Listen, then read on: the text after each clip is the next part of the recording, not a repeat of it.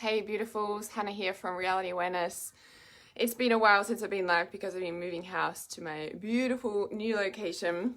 I have a lot I'm going to cover on this live stream today. I did a post about it, so let me just reread over the post so you know what I'm going to be covering today. This is a big one. Reality shattering and obliteration of everything that I have ever known. My childhood favorite TV shows torn from my heart and what that has really done for my soul. Leaving family systems energetically and physically. Leaving human consciousness systems energetically and physically. The fallout that comes from leaving such. Discernment or suspicion. Yeah, it's a big topic I'm going to talk about here. Who do you trust when you look to any media, including movies, Netflix, Facebook, and other platforms? It's all becoming mainstream media and you didn't even realize. But now I understand personally why Spirit has been teaching me about AI since February, and it all makes so much sense. It's like so alive for me to learn, right? What you can do about what you are seeing and feeling about the world now, and what the Great Divide is all about, and how they are making us hate each other. Well, that's quite plain to see for a lot of people, right? The fight between light and dark and what is really going on. How you can be in the middle and realize what is right for you to contribute to the world or not, yeah? How to trust yourself in a world that seems to be caving in upon you because there's some big things going on. How to release fear, how to keep your sovereignty and your freedom. My reality shattering obliteration of the truth about ancient Egypt, sacred geometry, and everything that I've ever known. So much so I'm even getting my tattoo changed on my back. So not the Hermes, but the flower of life pattern. And that means that aspect of my business is also changing because it's in my business logo, and that's getting an upgrade. The truth about Atlantis and why it rose in December 2018. So remember back in January 2018, it was really heavy for a lot of people, and we're like, Atlantis is rising, like we could feel it, right? Really want to speak to that because that's really, really big, yeah?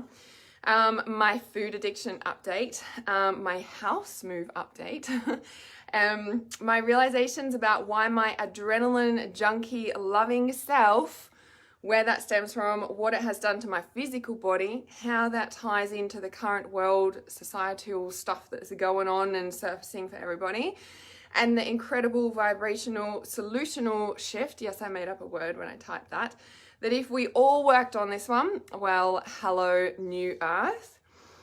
How my body just dropped everything it's been carrying for the past 5 months and 2 years combined, because I've been looking for a house for 2 years. And I'm talking like when I moved here, like the third night, so the fourth day after the third night I'd been sleeping in this environment, right? My body just dropped all this stuff. What I mean is like I broke out in pimples and all this other stuff that I'll share. I'm just like, oh my God, I didn't realize I've been holding so much, but I didn't do anything but change my environment. Environment is so like pertinent. I'm going to talk about that in a big way. Okay, so it is all combined with the world stuff, how dark the world is that we are seeing, that has all come to the surface, and what this is shifting internally for me personally. And then I'm going to relate that, how that relates to the world. Okay, so your comments are coming up there. So hi everybody, and I'm going to try and be conscious on this live stream to keep up with the comments. I've got a lot to cover, so it's probably going to be a long one, but I'm going to try and keep it in because there is a lot that I want to cover. So I'm just going to bring this up. So I've got the comments on my laptop as well here. Might help if I turn the Wi-Fi on.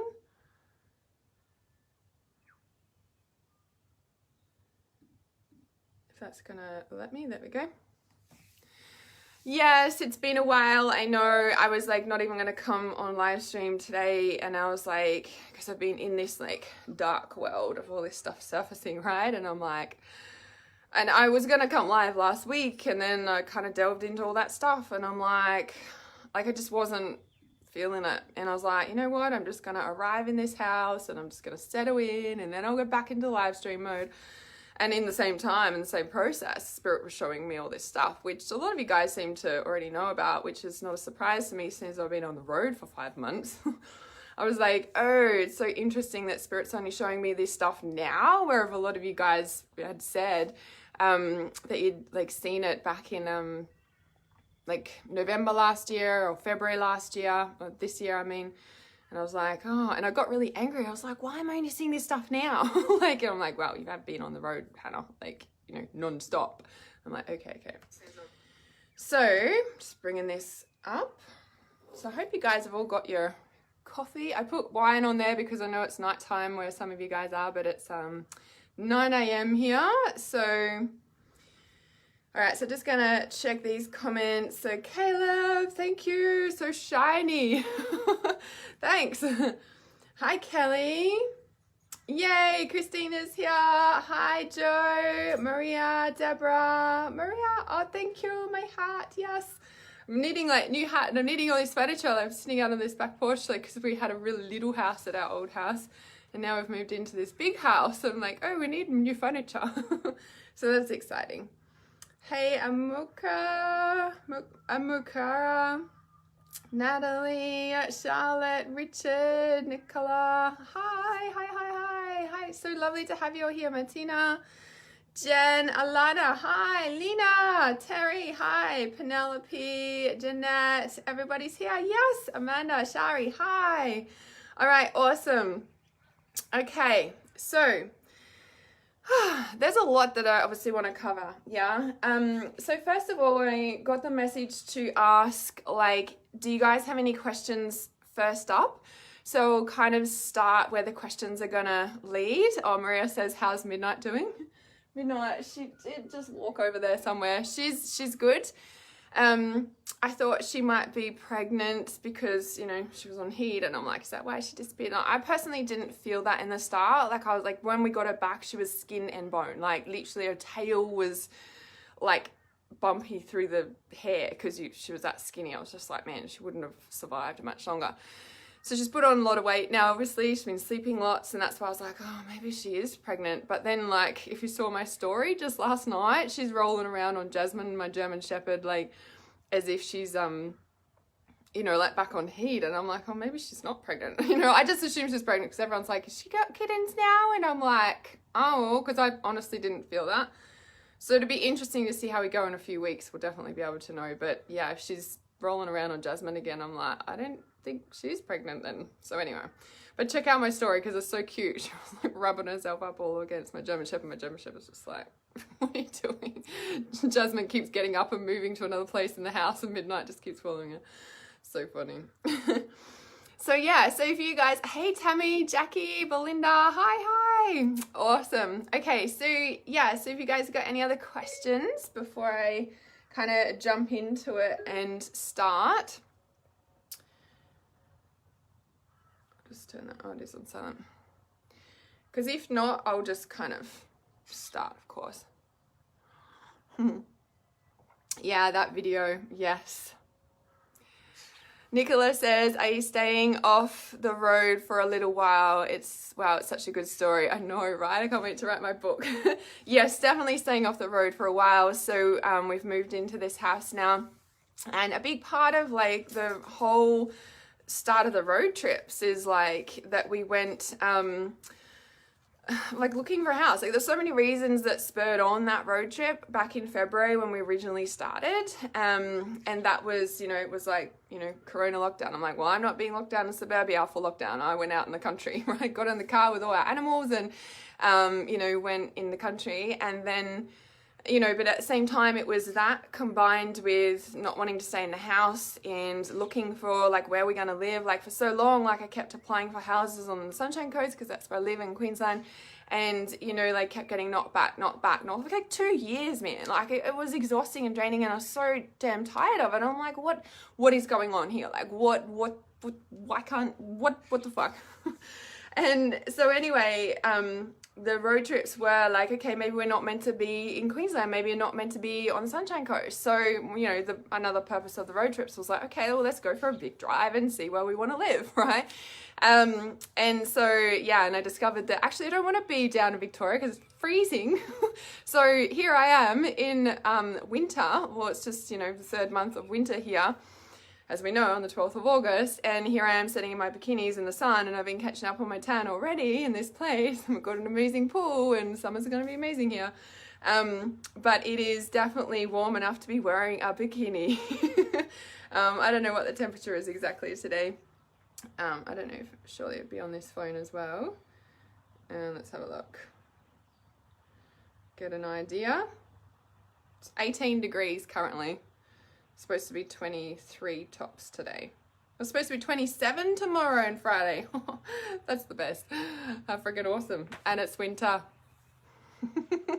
So yes, the sun. Being down in Victoria, I was like, I need the sun because, and that was a big part of being down there. If you watched my live streams when I was down there, and my food addiction one especially, and I realized that the cold was like healing the trauma in my body. Yeah, and that's kind of an interesting piece to speak about and remind you guys of leading into what we're going to talk about, because that realization for me was like, you know, in the Wim Hof stuff, and when I was researching that, the cold, it's like, I can't remember exactly technical terms, but it like, it makes the joints and everything, like it's good for your joints and everything. So the inflammation, like it makes inflammation and everything go away, the cold, right? Keeps your body healthy. Now, when we look at trauma on the body is like an impact almost, and it heats up. Trauma is hot on an energetic level. It's invasive, and it's like,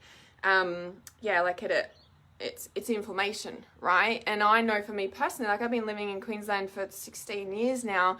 And so going down into Victoria and that level of coldness was like insane for me. I was saying to someone the other day, I was like, because he sent me a photo of the snow down in Tasmania, and I was like, see, I didn't get snow where I personally was in Victoria. And I was like, I think if I'm going to live in the cold, I would have to live in snow, because then I can go snowboarding. Whereas if I'm just in the cold, there's kind of nothing to do but sit by the fire, like in my opinion. But anyway, so it was like this whole thing about the trauma, like he's starting to heal for me, being down in that level of cold, right? And it's so interesting around, like even that house where I was down in Warrnambool, like it's very similar, if you guys have been watching my stories, very similar to the house I'm in now. Like even when I was down in Victoria, I was like, that was, I said to one of my friends, I was like, it's like a Queenslander, and now I'm actually living in a Queenslander up here with all the wooden floorboards and the high ceilings and everything. I'm like, oh, this is awesome, right? Okay, so this is awesome. All right, cool. Questions are here. So it's interesting because my lease was up in August, so I hand the keys back to my old house in 2 days, and I was kind of waiting for to do the live stream and get back into full workflow by then, right? I was like, cool, I'll like hand back my keys and then I can get back into full workflow, because I think energetically I'm just like kind of in limbo. And anyway, that didn't happen, of course, because I went down this rabbit hole, and it's so interesting what surfaced, and I'm like, oh my God, like 2 days after arriving in this house, well, it was technically 4 days. But it's all for a purpose. So yeah, staying off the road now, because now we found our house, and I'm like, we needed to do all of that to find this place. Even being out at the Gold Coast and the super yacht and the mansion, like led me to here. So interesting.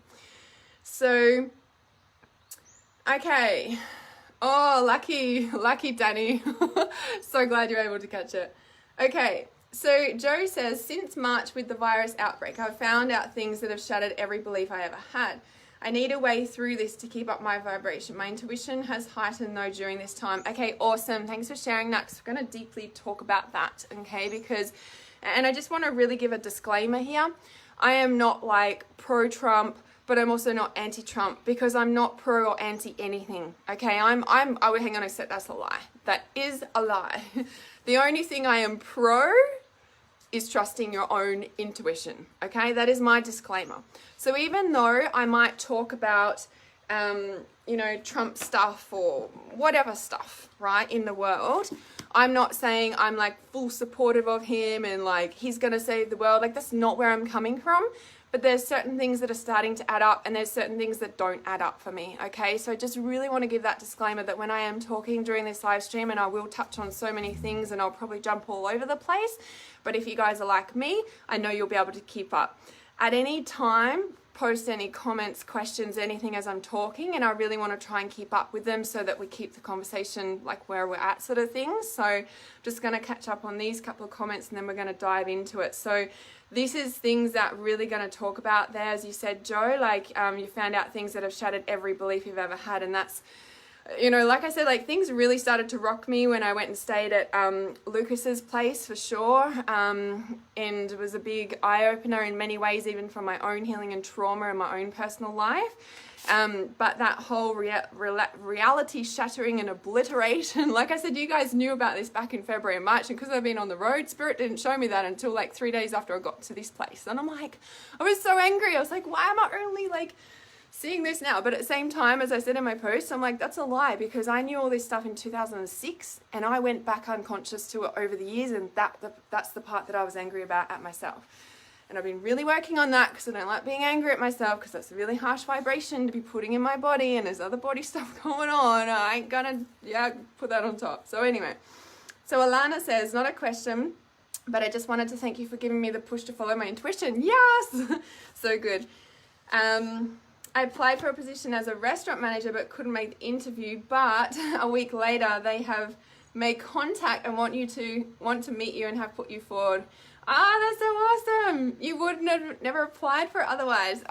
That's awesome. You should be proud of yourself for trusting intuition. See the magic things that happen when you trust intuition, like leading me here to this place, which is like pure divine magic. People are like, how did you get that place? And I'm like, you know, is it called a special place? And I'm like, you know, it was a normal rental application, you know, thing. It was a private one, but it was still like a normal thing. It wasn't like a special thing I was looking for or anything. But what I did say to, it was actually one of my clients who's here now, I said, you know, but actually I've been manifesting this for the past 2 years. Like I've been journaling about it, I've been aligning to it, you know, like I've ended up in the country, right? I've ended up, just inland of Noosa. So if anyone knows where Noosa Heads is in Queensland, Australia, on the Sunshine Coast. So I've moved basically from the bottom end of the Sunshine Coast up to the top end, but we've actually moved inland, which is kind of no surprise, seeing as though I've been on the road in the country for the past, 5 months? So yeah, it's kind of cool. So yes, Charlotte, to answer your question, still in Queensland, but further north than where I was, which is so beautiful. Yes, so hi Hector. Yes, for sure, watch the replay. Yes, Allison's here. Hi Marina. I know where you are heading with things. Love it. Okay, awesome, thank you. Okay, Lauren's here, yay. Okay, so Allison says, I've downloaded an app called Gaia and have been watching interviews with extra dimensionals. People channeling them. Yeah, so fascinating. Yes, awesome. Love that area. I know, me too. So interesting driving, like, it was like 25,000 kilometers in the end of it, because I had to go back to Dad's as well again. Oh my goodness, to get midnight. Which Dad said Dad walked up and he's like, you could have pushed me over with a feather. I couldn't believe it, like finding midnight within 10 minutes of arriving after 2 days of driving. I was just like, well, I just knew.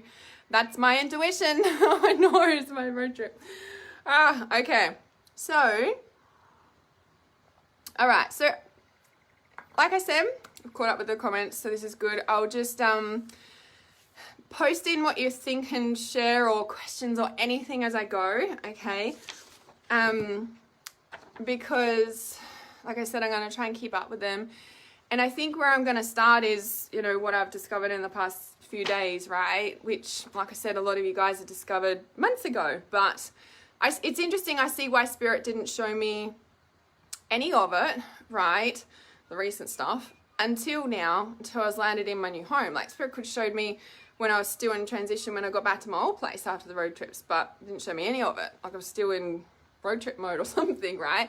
Hey Kai.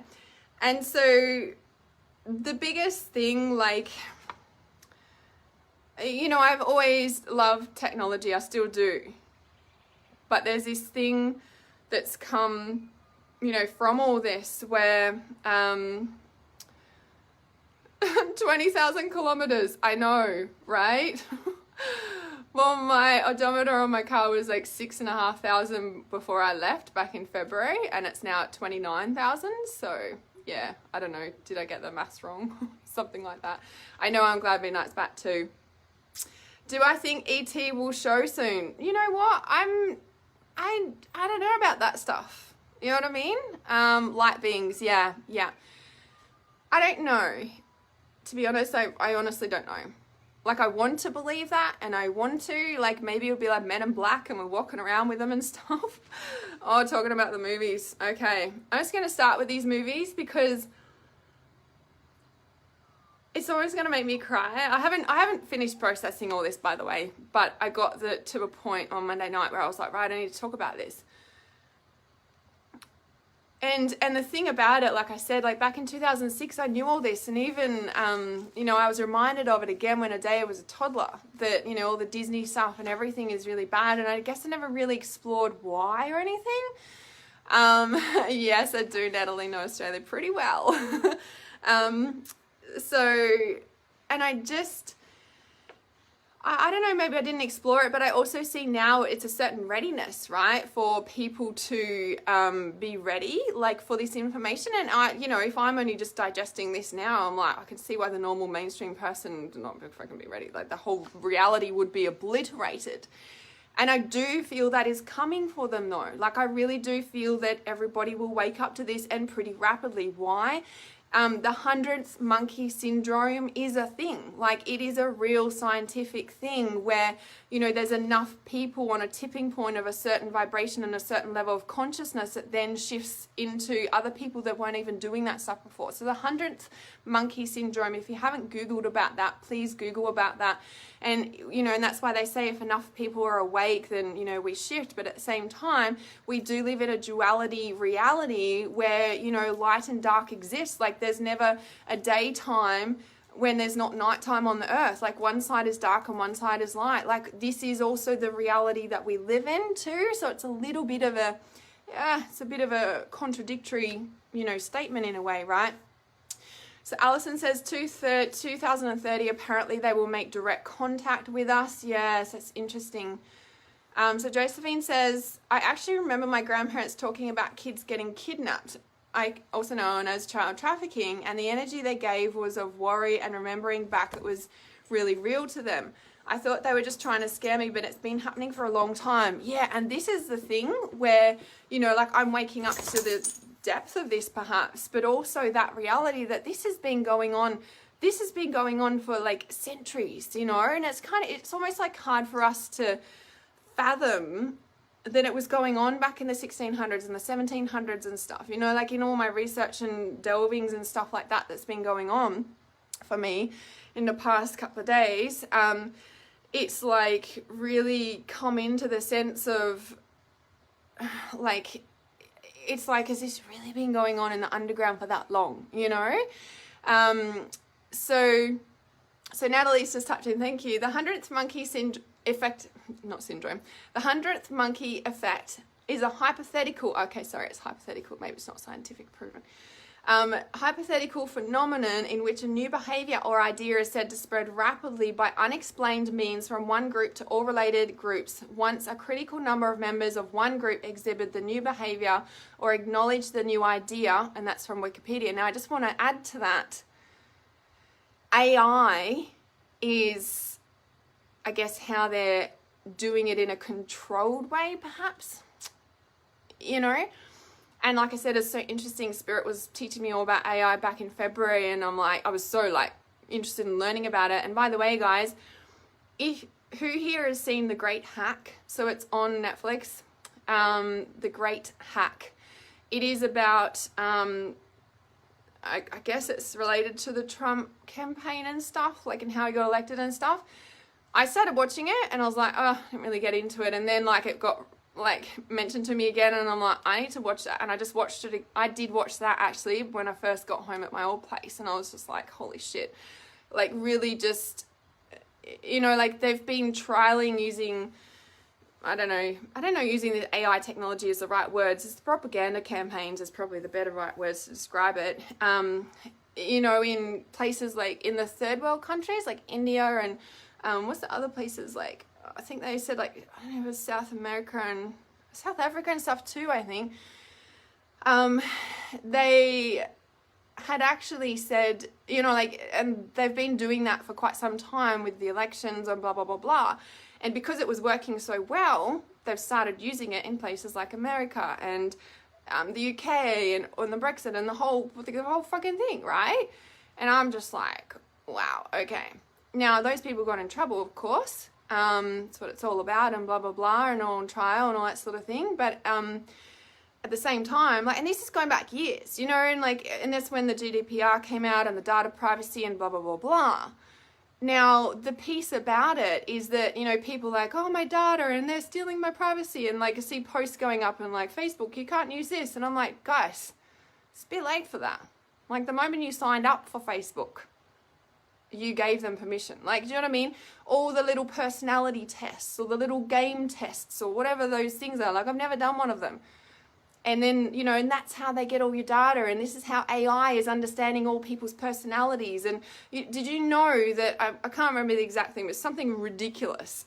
The AI knows what your behavior is going to do on social media or any technology within like 0.0001 of a second or something. Like, it's ridiculous. Like, yeah? Now, I'm not saying this to put fear into you guys, even though you might be like, well, fuck, Hannah, what do I do, right? The key here is, like I said, the only thing... Dawn, what's the matter?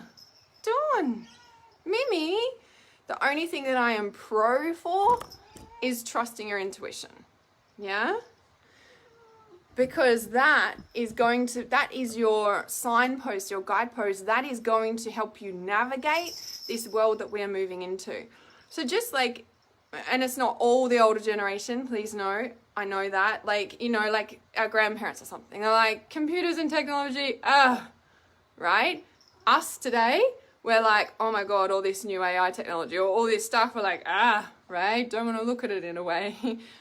So it's almost like, you know, every generation is going to have stuff as it keeps advancing. Now, you either keep up with it and understand it and learn about it and know how it works so that you can guide through this navigational pit that we are in that's only going to kind of keep going at a moment. You know what I mean? Like, learn about it to an extent that you know then where your discernment factor is. So someone, I think it was someone in my reality awareness support group had said, you know, I'm just like suspicious of everyone or something like that of a comment, right? And I was like, change the word suspicion to discernment, because it's suspicion comes from fear, discernment comes from empowerment, yeah? Same thing, ultimately, but the intention behind it and the energy behind it is coming from a very different place, okay? So when you move forward, navigating your discernment through these aspects, right?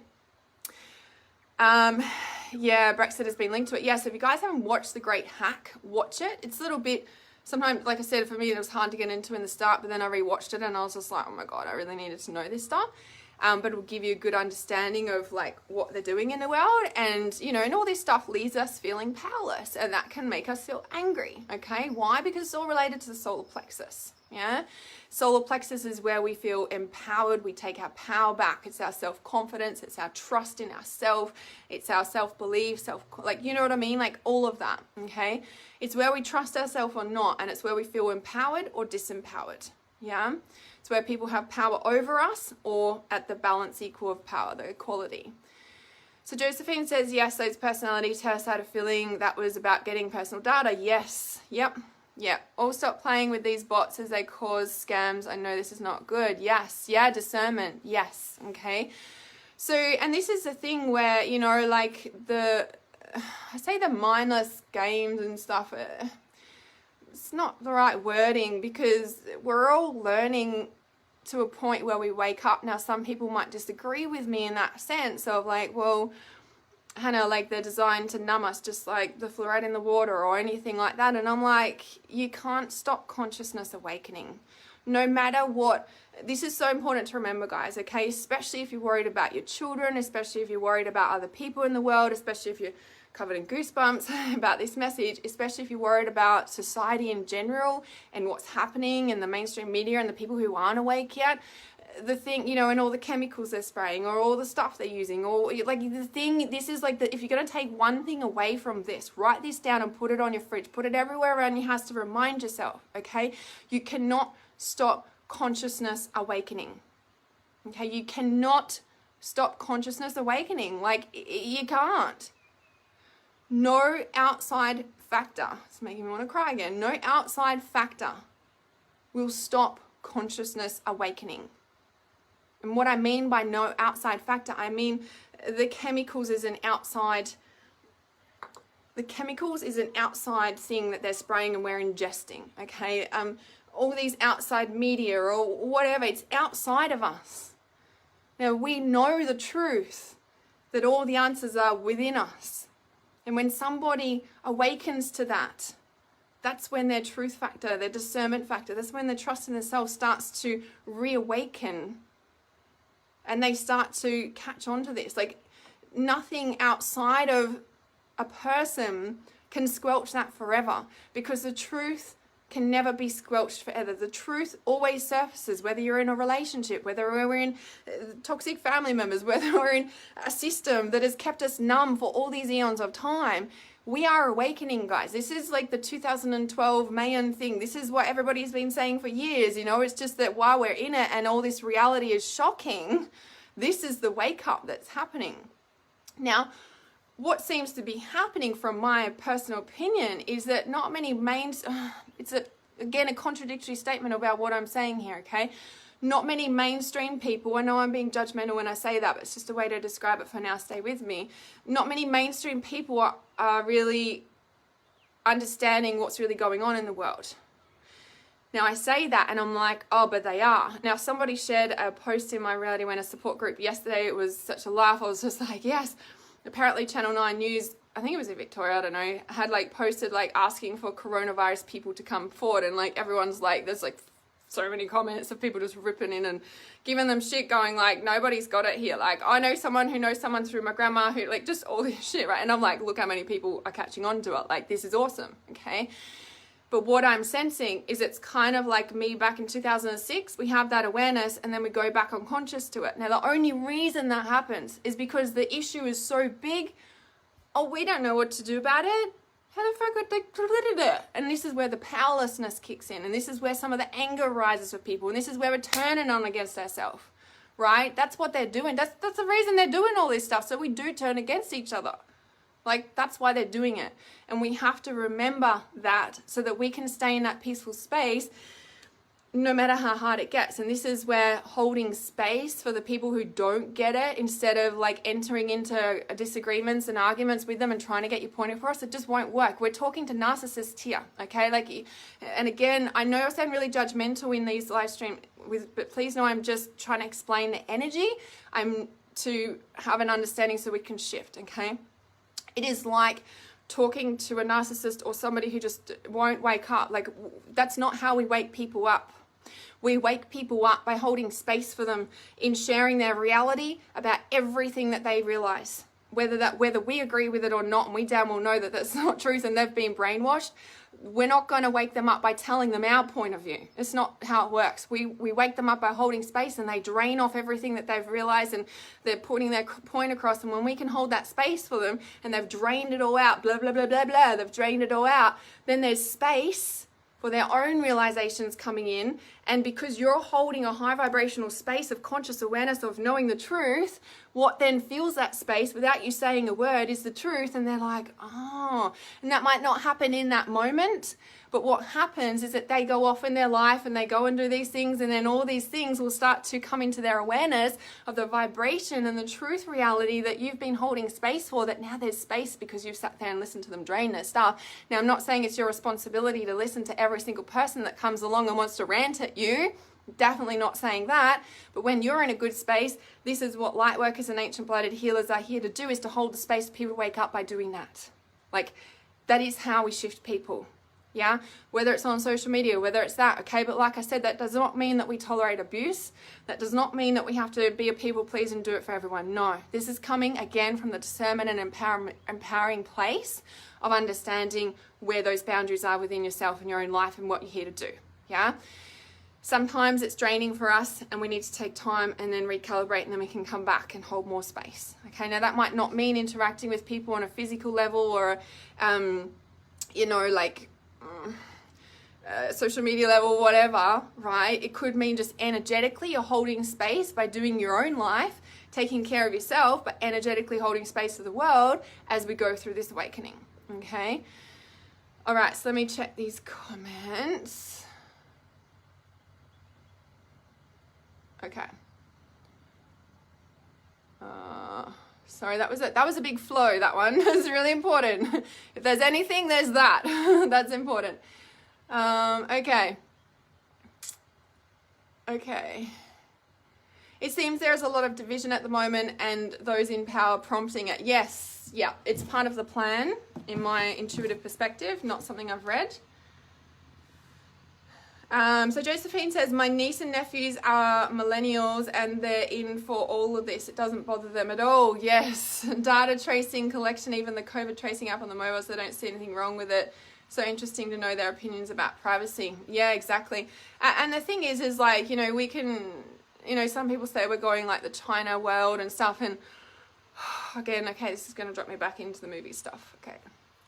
So Jeanette says China has their own internet and it's shocking how much tracking and info they have on everyone. Yes, I've heard someone go to China and there's no Google, there's no Facebook, it's a completely different system. Like you're blocked out. You can't even get on your Facebook and Google and stuff while you're there. Like it's intense. They know like clothes you buy when you walk past the shop and your phone pings to tell you what clothes are in the store that you like and how long wait time in the queue is. Yeah, all of that. Apparently we're the world, like they want the world to be like that. And another interesting fact, when I was with my dad on one of these, I was there 3 times over the past 5 months, he'd said to me, I think it was originally, he said, because when I was in Warrnambool, it was interesting, like a lot of the history kept coming to me around the town and everything. And I don't know, Dad said there's a book, I can't remember what he said it's called, I need to ask him, but it's about how the white Europeans didn't discover the world. China actually discovered the world. And I was like, oh, I think it was China, he said. I need to find out what that book is. But I was like, oh, here's another piece of the puzzle. Like back in, I don't know if he said the 1600s or something or earlier, like China was the first people to discover the world. Just kind of put another piece of the puzzle, right? And this brings me to Egypt and Atlantis and stuff. So, okay. So Alison says, I have toxic family members and have stood up to them and spoke my truth, put boundaries in place and have decided to be on my own with 2 boys. Yes, it's so awesome. Yeah, and the more we can take back power in our own immediate life, the more that ripples out to the rest of the world taking back their power. So love that this is so powerful, definitely going on the fridge. Yes, you can't stop consciousness awakening. It's a reality, guys. Tap into it, pull it in. Nah, it's the truth too. Speaking of chemicals, seen an interesting YouTube about why there are deaths associated with COVID. Okay. Yep, that's interesting. Penelope says, thank you for reminding me to hold space. So valuable for me to protect my kid and now protect our relationship. Yes, 100%. You just can't, you guys know, like it's just a waste of our energy. We can just hold space and walk away if we need to. Yeah, that the audio that I've got, the energetic fallout of removing yourself from somebody's energy, is all about the boundary setting. If you haven't listened to that, send me a message and I'll send you the link for that. That was beautiful. Yes, thank you for reminding me of holding space. Okay, awesome. That was an awesome little download.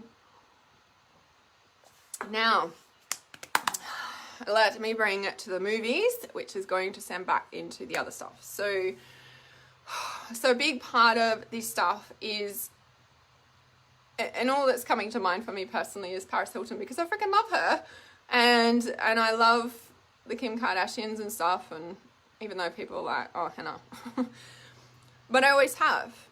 I don't know, just whatever it is. But now with all this stuff coming out, I'm like, I don't want them to be involved with it. But the thing that is maybe making me angry or whatever still in shock and processing, like I said, right? But it's like, even if they're not involved with it, they know about it. And, you know, the thing that also rocked me, I don't know how to pronounce his name, Avicii or something. It's like one of the, not trance, but the dance sort of music that I love. Like, I love trance, I love drum and bass. And it's so interesting, I've never been drawn to mainstream music. Like, I just, maybe one or two songs, but it's not, you know, if you watch my stories, you'll always see drum and bass or trance or some other thing. Very rare is it, well, I don't think I've ever put mainstream music on because I just don't listen to it. But the piece about that, you know, it's like whenever somebody speaks up about it, the truth of it that is connected to that world, they end up dying a couple of years later. And when I started this online business back in 2016, I started doing this stuff. And then solely at the start of 2017, just solely did online with reality awareness. And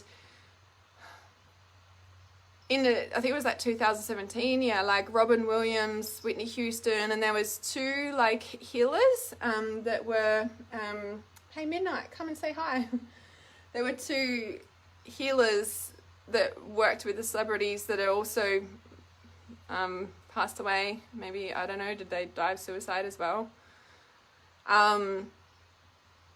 That were coming to me in spirit form. And that's why if you've seen some of my early videos, you know, I call myself an intuitive healer for celebrities and stuff, because I was like, I didn't really know the meaning of why they were coming to me, but they hung around for months, like in spirit form, and I didn't, you know, and just discovering all this stuff, I'm like, oh, is that like a part of why they were there, you know? And, you know, if you look at, like, even with Avicii's death and stuff, it's like, you know, the rabbit hole that I went on somehow led me back to one of his videos, and I clicked on it, right? Because, and you know, I do remember how this started, because it was like last Thursday night, yeah, it was when I started all coming in, and I was like about to jump off Facebook, and I clicked the like show the latest or whatever, and I was like, okay, Spirit, show me what you want me to see. I was just like, show me whatever. What do you want me to see? And it freaking led me down this thing, and I'm like, oh my God. And I clicked on the Avicii. I don't know if I'm pronouncing it right, like I said, I'll just let that go now. Because I knew the music, like, you know, I like that his death rocked me, you know, and a couple of years ago. And so anyway, and then like the video, like the thing that shocked me the most, okay, was that his video, so as Amanda says here, Avicii released the music about children sex slaves and died by suicide apparently the next weekend.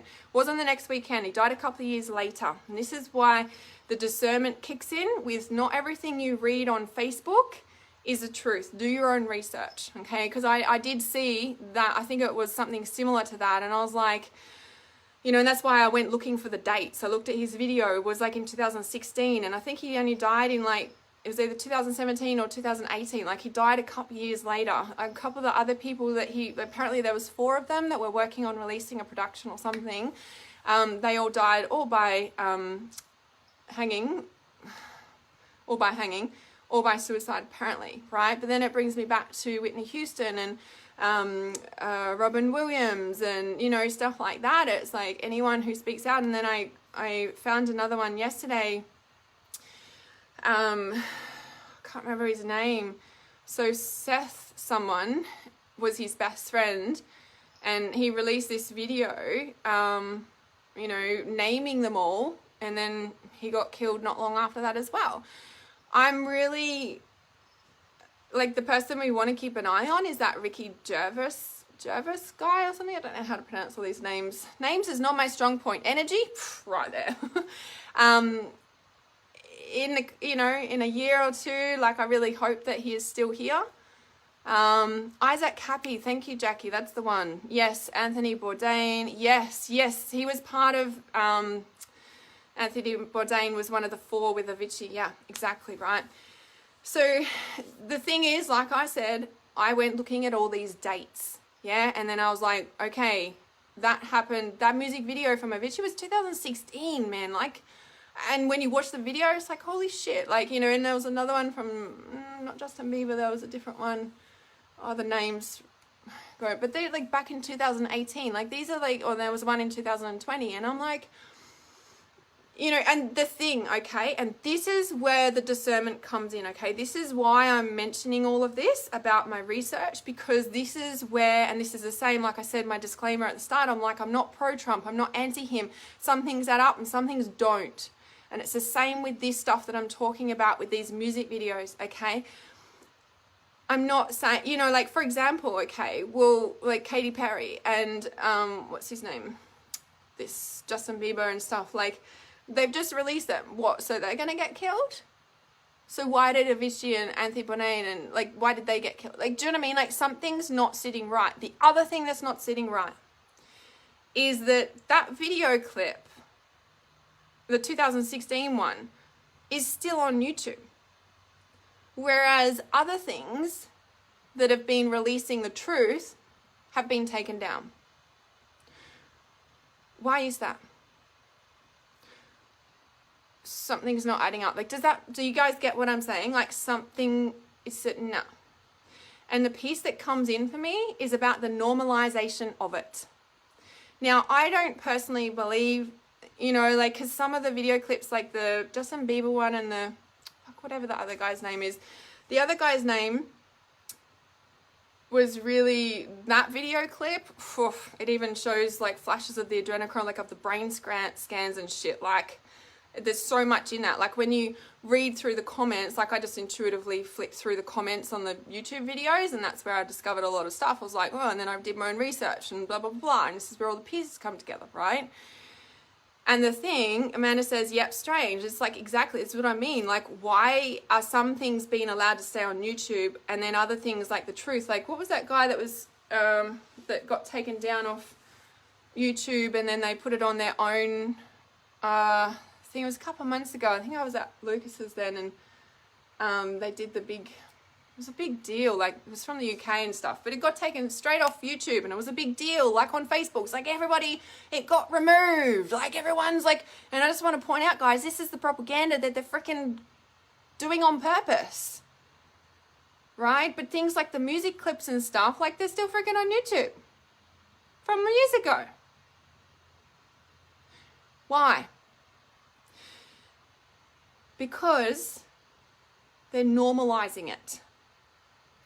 I personally, intuitively, my own feeling of it all is that the straight truth is like, it's almost like they want to remove that or something, but the subtle truth, which is the subconscious, subliminal normalization of it, is, I personally believe, why they're leaving it up. But there's something else on that. There's something else that I can't quite put my finger on, but I can intuitively feel it. Yeah? I can intuitively feel it. There's something, and I know it'll drop in at some point, right? Society hides the truth, yes. John Lennon, Tupac, yep, JFK, Kennedy, all of that, yep. So Kelly says, I don't know what music videos you're talking about. So I posted them all in the Trust Intuition support group. There's a big thread on it, Kelly. Go and check it out.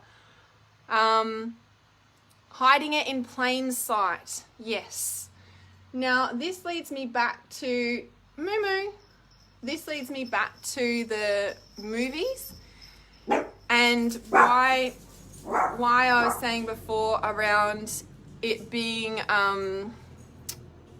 normalized, and the movies, the Disney, like this media stuff is all a big part of that. Like, and this is where a big part of my reality shattering obliteration of the truth, right? Now, okay, so let me just speak to these movies. So I was told as well by another source that us watching the movies is us giving them permission to do what they're doing in the world. And I was like, whoa. In a sick, subtle, roundabout way. Because the karmic repercussions for what they're doing to humans on Earth is that great that they need to ask for permission. And by us watching those movies gives them permission, right? Now, the whole thing for me is that the whole Hollywood scene is like the Hollywood, you know. Okay, so everything I'm saying I need to hold up again, okay? Because I watched Out of the Shadows, which I posted, and a lot of you guys said, hey, I've seen that. It's been floating around for a while, blah, blah, blah, blah. Now, again, why hasn't that been taken down? Because they're normalizing it? I don't know. Why are those people, you know, it's interesting, like, you know, when these, you know, and this is a thing, like, how Amanda, you just said then, you know, like Avicii released that movie and a few weeks later he was dead. It was like, no, it was actually a couple of years later. Okay, and I really want to point that out because that it's like they're doing it, but not in a obvious way, if that makes sense. It's kind of like they'll give it a couple of years, you know.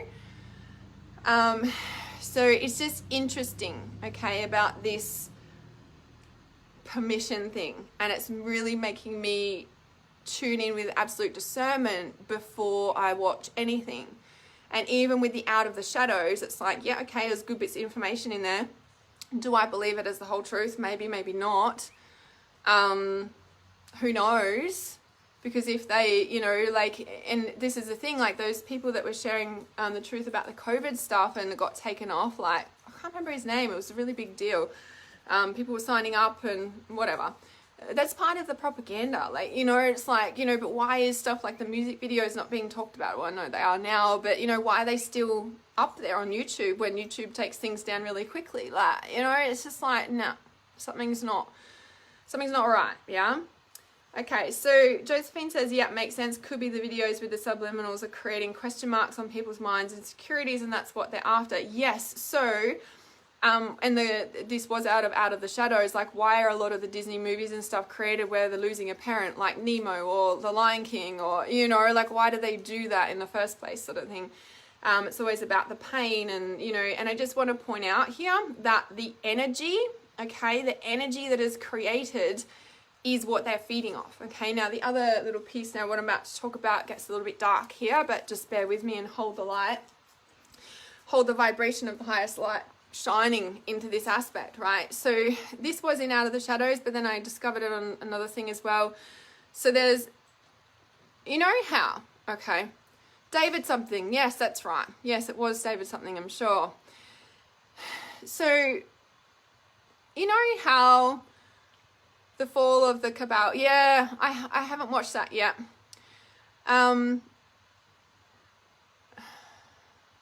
You know how all this, like, stuff, okay, over the years, and it's all like the feminine's rising and the patriarchal's collapsing, and now the feminine can rise, the matriarchal, so then it's like coming into balance, not overtaking. Like, you know how we've all been saying that. It's a big spiritual community thingo, right? What was the most interesting part of that? I'm even feeling... I don't know if nervous is the right word to talk about it. It's just like a no-brainer for me. It put all the pieces of the puzzle together for me, right? And this is combined with me bouncing things off my mentor, Regan, as well. But the piece in Out of the Shadows where they talked about where it... they didn't say where it stems from, but it kind of is in a way, okay? I can't remember the lady's name. But she is like, I guess, the guru, if you may, put a label on it, that is, it feels like to me, is controlling a lot of it. And she's, like, I don't know if she's the head of the Satan thing or not, but she's the one that does all the, they call it art or something, all the human bodies, and they eat it, you know, like it's cake or whatever, but it's in the human body thing, and they're making it normal, like that, whoever that woman is. But, you know, in all the videos and stuff, they're saying that she's very, you know, like Satanistic rituals, like she's the head of them. Like that's, you know, like all the people go there to learn from her. Now, what I find really interesting about that is that she's a woman. And I understand that there are, no, not Hillary Clinton. No, this is it's almost like she's a makeup artist for the celebrities, but it's not a makeup artist. She does all the, if you look at Katy Perry's Spirit Cooking, that's the one. Yes, that one. Whatever her name is, again, names, energy, right there, yeah? She's super disturbing, yeah. Now, every video and everything I've watched and stuff, it's all about, it's the Satan stuff, right? That's a very dark energy, yeah? The witch stuff, the witchcraft, and all of it, yeah? In December 2018, remember, it was like a real hell time for a lot of people and even myself, and we all felt Atlantis rose, right? We felt Atlantis rise, yeah? Oh, Jackie said it, Marina Abramovich. Yes, thank you, that person. When in all my researching, she was the one that stood out to me the most. Why? Because like I said, I can feel energies. I'm tuning in as Spirit's showing me all this stuff and all the research and the dates and the times and blah, blah, blah, blah, the timelines, It comes back to the energy that I'm feeling. That's the key for me, okay? Now, when I realized that, it hit core. I was like, that's it, there. And it was the Satan stuff. And I was like, this is interesting, because back in December 2018, when Atlantis rose, who turned up in my bedroom? Who turned up in my bedroom? Grim Reaper. 6 weeks later, who also turned up in my bedroom? Witch. What then happened the year later? All the witch trial stuff came back to light, and how we were all burnt at the stake, and and that was the end of last year, if I remember correctly. And now Satan stuff is here, right? Now, what's interesting is I know that, I've always for a long time harped on about how I can hold the darkest, dark, like blah, blah, blah, blah, right? The dark and the light, I can hold the darkest, blah, blah, blah, blah. Well, I've learned a lot from that, right? But I also know the big part of my purpose is deciphering all of that or something, I don't know. And now I'm being shown all this, and now Satan, and I'm like, oh, this is really interesting. Now, not with a like flipping back to Atlantis, that energy was so distinct back in December 2018. Okay, you guys remember? Let me know if you remember or not. Okay, and we all agreed it was like the Atlantis rising. Now, I didn't really understand at the time, but over this year, I'm like, oh, the truth is surfacing from what was buried when Atlantis fell. Okay, so all those eons ago, when Atlantis fell, with whatever happened, the dissecting of humans and stuff, I'm pretty sure started in Atlantis. And then in Egypt, it was amplified. Yeah? Now, if you guys remember last year, I was harping on, especially in the Trust Intuition group, I was like, oh, there's this sacred geometry stuff. I don't know, something's not sitting right. I'm like, but what's beyond sacred geometry? Like, everybody's talking about it, and everybody's like, this is how the structure of the universe is made up and all these things. And I'm like, yeah, but what's beyond that? Like, you know what I mean? I'm like, because I'm just not right with it. Like, I'm like, right? In Atlantis, it fell. And with December 2018 rising, like Atlantis rising, the truth is rising. It cannot be suppressed any longer. Now, back in December, but at the end of November 2018, in my Trust Intuition private support group, we did a global live healing, and I felt called to do it in there for whatever reason. And there was 9 of us or 13 of us, I can't remember now. It's a specific distinct number, and we held the space and we did this live global healing. And it started through Mississippi and all the fires and everything that happened in I think it was like in the 60s or something, and like did all this land and earth clearing, and then it dropped and it went across and down through like that place south of Mississippi that's really known for witchcraft and stuff. The name is not coming to me at the moment, but down on the bottom of the USA bit there, and then it went up to Oklahoma. And the energy, and we were all traveling this, and it went underneath Oklahoma and it dropped down under the earth and came up at Atlantis. Now, I saw something in all my researching that a big part of I don't want to say it, the McDonald's factories and what's being put into the meat is the human meat is a big part of that in Oklahoma. And I was like, well, that doesn't surprise me with our distance healing, that, you know, global live healing that went underneath Oklahoma and then came up at Atlantis. And now I'm understanding all this stuff, putting together. And I'm like, okay, this is kind of making sense, right? Now, the whole Salem, thank you. That's the one. Yes, thank you. New Orleans, yes, that's the one. Yes, all that area, yeah. So with all of that, it was like, oh my goodness, this is like all coming together. Because even with Egypt, it's never felt like, yes, you know, and then even, you know, with Isis and Osiris and, you know, like, yes, but just recently, like, especially last year with the sacred geometry, I'm like, something's not right about it. Like, what is that, you know? And, you know, this Atlantis rising and all of, like, the truth is surfacing. It cannot be buried anymore. That's what's going on, right? Now, I personally believe that by 2026, 2027, the mainstream media people, like the mainstream people who are still asleep and being fed by mainstream media and still believe it, will wake up. I feel this is a rapid shift. I don't feel like they're going to be asleep for much longer. And this is why people like us are having these realizations, so we can process it to then hold space with them when it comes into the big shift, right? I do feel something like that, okay? You sent me a WhatsApp yesterday specific to Atlantis. Oh, that's so interesting. So interesting. Okay, so I'm just going to pause it there for a second. So Kelly says here, my heart breaks with the Disney stuff, especially find out about Walt Disney's apparent connection with CIA and the Germans that came to us after World War II, especially since it appears that some of these German scientists were covered up war criminals. Again, this can be proven. Can this be proven? Just goes back to putting things in our face. Yes, and I think it was in Out of the Shadows is where, you know, like the whole fluoride in the water and stuff was stemmed from original LSD clinical trials with the Jews, and they forced, you know, like them electric shock stuff and then the LSD stuff, and then they, you know, like pulled out pieces because they realized they can brainwash people with that. And I'm like, fuck man, this is like, right now. Like I knew this stuff, but it's obviously I'm receiving it on a level that I'm like ready to shift it or something. I don't know what that is, but I kind of do. So let me finish my story. In a way, it is happening fast. Yeah.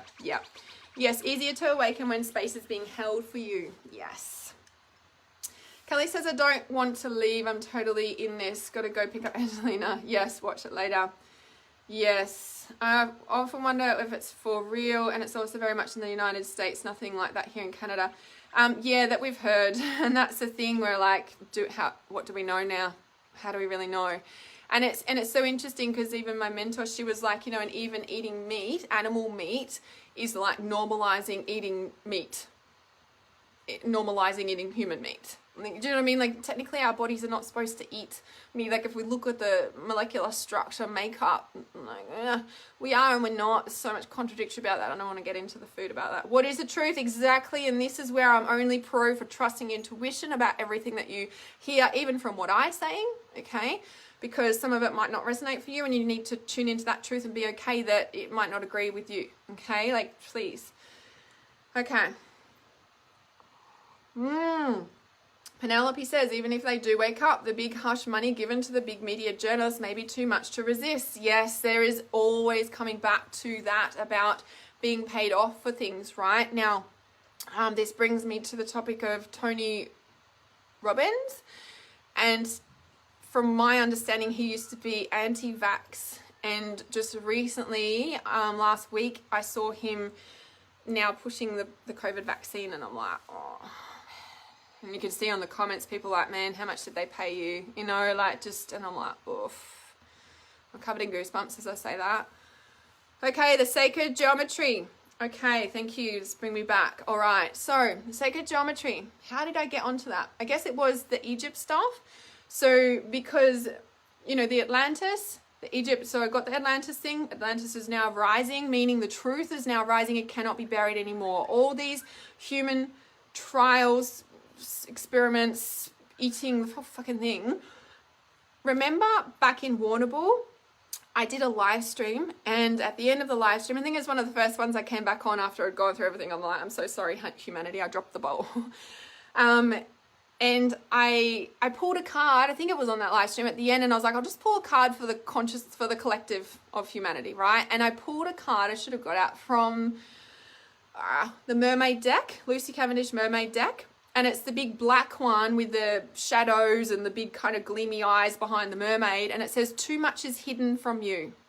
Yeah.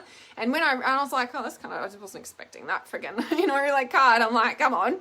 And I didn't really understand it at the time. And going through all this stuff the other day, I'm like, fuck, that's what that card was about. Because when I read it out, it says, stop doing clinical trials on humans, stop not disintegrating humans, like dissecting humans and stuff. And I'm like, what is it? Like, I didn't really understand it. I just thought, oh, maybe the cosmetic surgery or whatever, right? And now I'm like, oh, man, that's what this card was talking about. And that's what I pulled back in Warrnambool, right? So, and now I'm in this like land and in my house, I'm like, there's so much stuff that I'm about to produce to help humanity. Now I'm in my space and my flow back. I'm so excited to hand the keys back in 2 days, because then I'm like really here and I'm like, yep, so I'm excited about that. But anyway, so yeah, just the whole thing about the sacred geometry, right? So Atlantis rose, December, truth can't be surfaced anymore. In my searching and all my research the past few days, I saw something, I can't remember what I was searching, but I saw something come up with the Egyptian eye, the Eye of Horus, I think it is actually, from memory. And is it the Eye of Horus? I can't remember. So the famous eye, from the Egyptian symbol stuff, right? And it was all in a diagram thing some people would put together. And it was like the Egyptian eye and the human brain and the pineal gland is actually that shape of the eye, and everything actually is like in the side of the head, like, where the pineal gland is and stuff. Like that's where that, like that's what that symbol is. It's not the eye. It's not the eye. It's the pineal gland on the side of the head eye. And like, as soon as I saw that, I was like, I fucking knew something was up with Egypt. Like, you know what I mean? I'm like, yeah, like, and I was just like, oh my God, this is where it started. And I was like, no, it's Atlantis. And then it moved to Egypt. And the Egyptian, and that's why the pyramid, and that's why that symbol is the pyramid. And why, when I've done the Triple Goddess, this was on August 2018, I channeled the Triple Goddess meditation, which is in the Divine Balance. I call it the Triple Goddess meditation. It's not actually 3 in there. There's 4 in there, right? Because the sacred 4, and this is where I feel so strongly with what I teach. It's not 7 chakras. Yes, there's a zillion chakras, and there's our soul star and our earth star chakra, but in our body, there's 8. There's the ear chakras, and I include it because 7 is an unbalanced number. 3 is an unbalanced number. 4 is a balanced number. 8 is a balanced number. And this is why I love the liquid crystals and I love Justin's work. But when I was there, I'm like, there's 8, not 7. No, it's unbalanced. Like, that's all I could feel. So I'm like, it's unbalanced. Maybe my name is Hannah and it's a palindrome for a reason, because I'm here to bring the balance back or something, right? So the Egypt stuff is a big part of where this was. And, I watched something years ago and it was saying that, the Egyptian, like if you look on the money and stuff, I mean, I'm not in America, so I don't know, but the money notes have the triangle pyramid and the eye and stuff on it. Well, I don't know. Is that true, guys? I don't know. Like that whole symbolism is all stemming back to there, and it's never felt right for me. I'm just like, oh man. But again, there's been grief because at one time Egypt and Isis and stuff was, and I'm even like, I still really feel called, like I feel still drawn to Isis, but I'm like, what actually was this all about? Speechless, right? So coming back to the sacred geometry now, when I spoke to my mentor Regan, I can't remember how it came about, but there was something, and she said the sacred geometry that we see in all our mainstream spirituality actually has been tampered with back in Egypt, back in Atlantis. And if you do the maths and stuff, it actually folds in on itself. All the mathematics of it, is that what it's called? Flower of life, it all folds in on itself. When we look at nature and a flower, for example, because I was like, in myself, the first question I said to Regan, I was like, and I resonate with that because that's how they're keeping us, and even the spiritual community, guys, wake up, folds in on itself. Whereas and she showed me this other one. So the flower of life is actually called the daisy of death because it folds in on itself. Now this, the symbol on my logo has been for so long, and I'm like, no wonder I've been stuck at this certain level, and I'm like, okay, time to shift that because we're rising, baby. Right? Out of this dimensional, yeah. And so then she showed me this other one, which is like, oh, I can't remember what it's called now, but she showed me, and the vibration, just looking at it, you can see it open. And when I saw that, I'm like, oh, because I said to Regan, I'm like, that's like a flower. Because I'm like, you know, because you see all these posts about sacred geometry and stuff, and they've got the nature and the flower, and then they've even the Fibonacci, and I don't know about the Fibonacci yet because I'm like, it is in shells and stuff. I'm like, I need to do more research on it. Like I said, this is only tipping the iceberg. But this, like a flower, you know, it opens. Everything blooms and it opens. Whereas the sacred geometry that we see, it all closes in on itself. It keeps us not expansive and open in our energy. Yeah, I'm like, oh my God. Huge. So now I'm really using discernment with stuff like that because I freaking love sacred geometry. I was about to get it tattooed on my back. I've already got it, so a little bit on the heart up there, so I'm just going to get that changed. So it's really quite interesting, okay?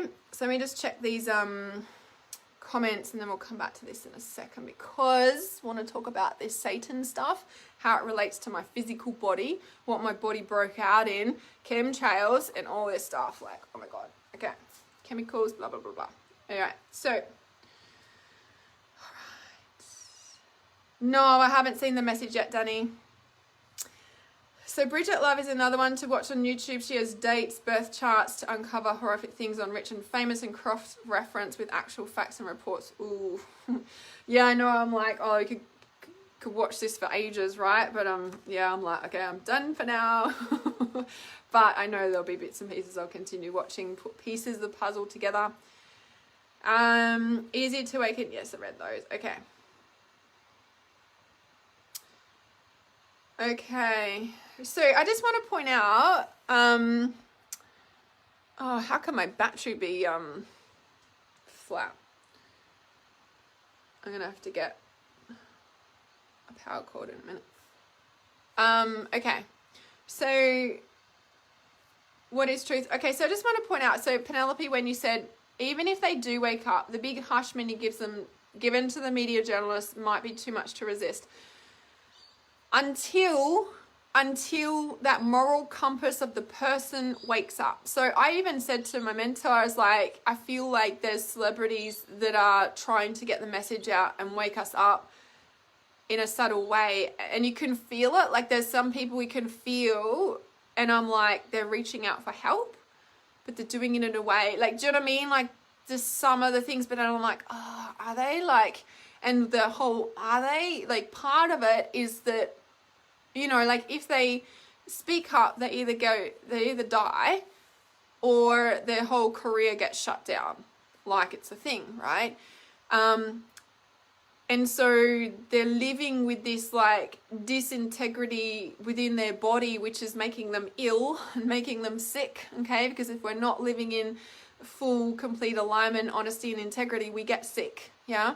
And then the other piece I was going to say is, so the money is like, I can feel them reaching out, but then they go unconscious again. Okay. So even, you know, when you said, you know, even if they do wake up, the big hush money given to the media journalists may be too much to resist, like they might still take it. Someone with a moral compass might still take it, and they'll cross that line, but then they will feel, you know what it's like when we have a consciousness and a moral compass switched on, for example, to label it, and we do something that's out of integrity and it eats us up inside. Yeah, that only can eat us up inside for so long before the truth will surface, just like everything that's happening now with Atlantis rising and the truth surfacing now. Like it can only be there for so long, and if they don't speak up and do something about that uncomfortable feeling, they will get cancer or something. Yeah. Something will, like it will physically eat them up inside. All right. Follow the money. That's right. Tony Robbins. I know, right? The fear virus. Okay, let's come back to the energy. Okay, because it's the energy that they're feeding off. It's the, when we look at the Satan stuff, okay, and this is what's going to drop me back into it. So when I hit that Satan core with that woman, I was like, that's what it is. This is the energy that we're dealing with. Now, again, in a conversation with my mentor, she'd said something, I can't remember exactly, but it was like, because I was just like, it took me days to get my head around watching the, wrapping my head around the adrenochrome stuff. Like, fuck, you know what I mean? And my mentor had said, not in her words, this is what I remember understanding, they believe they're separate to source, and so they need to have that to stay alive, basically. That's not what she said, but this is, like that. They believe they're separate from source. Satan believes they're separate from source. Like, I'm not talking about that woman, okay? I'm not talking about the humans that are doing this on the planet right now. I'm dropping into their energy right now, okay? When we look at demons, Grim Reaper, blah, blah, blah, we're talking about energy here, a level of energy, yeah? It believes that it's separate from source, and therefore it needs to receive source from other sources, yeah? Hence the feeding of that. Now, what's really interesting to me is the adrenaline, okay? The adrenaline, and that is what they're harvesting, yeah?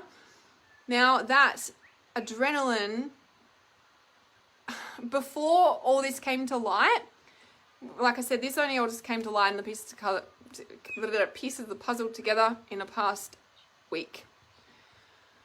Over the past 5 months on my road trip, I realized I'm an adrenaline junkie. I love fast cars. I love V8s. I love speed, not the drug. I love driving, speed.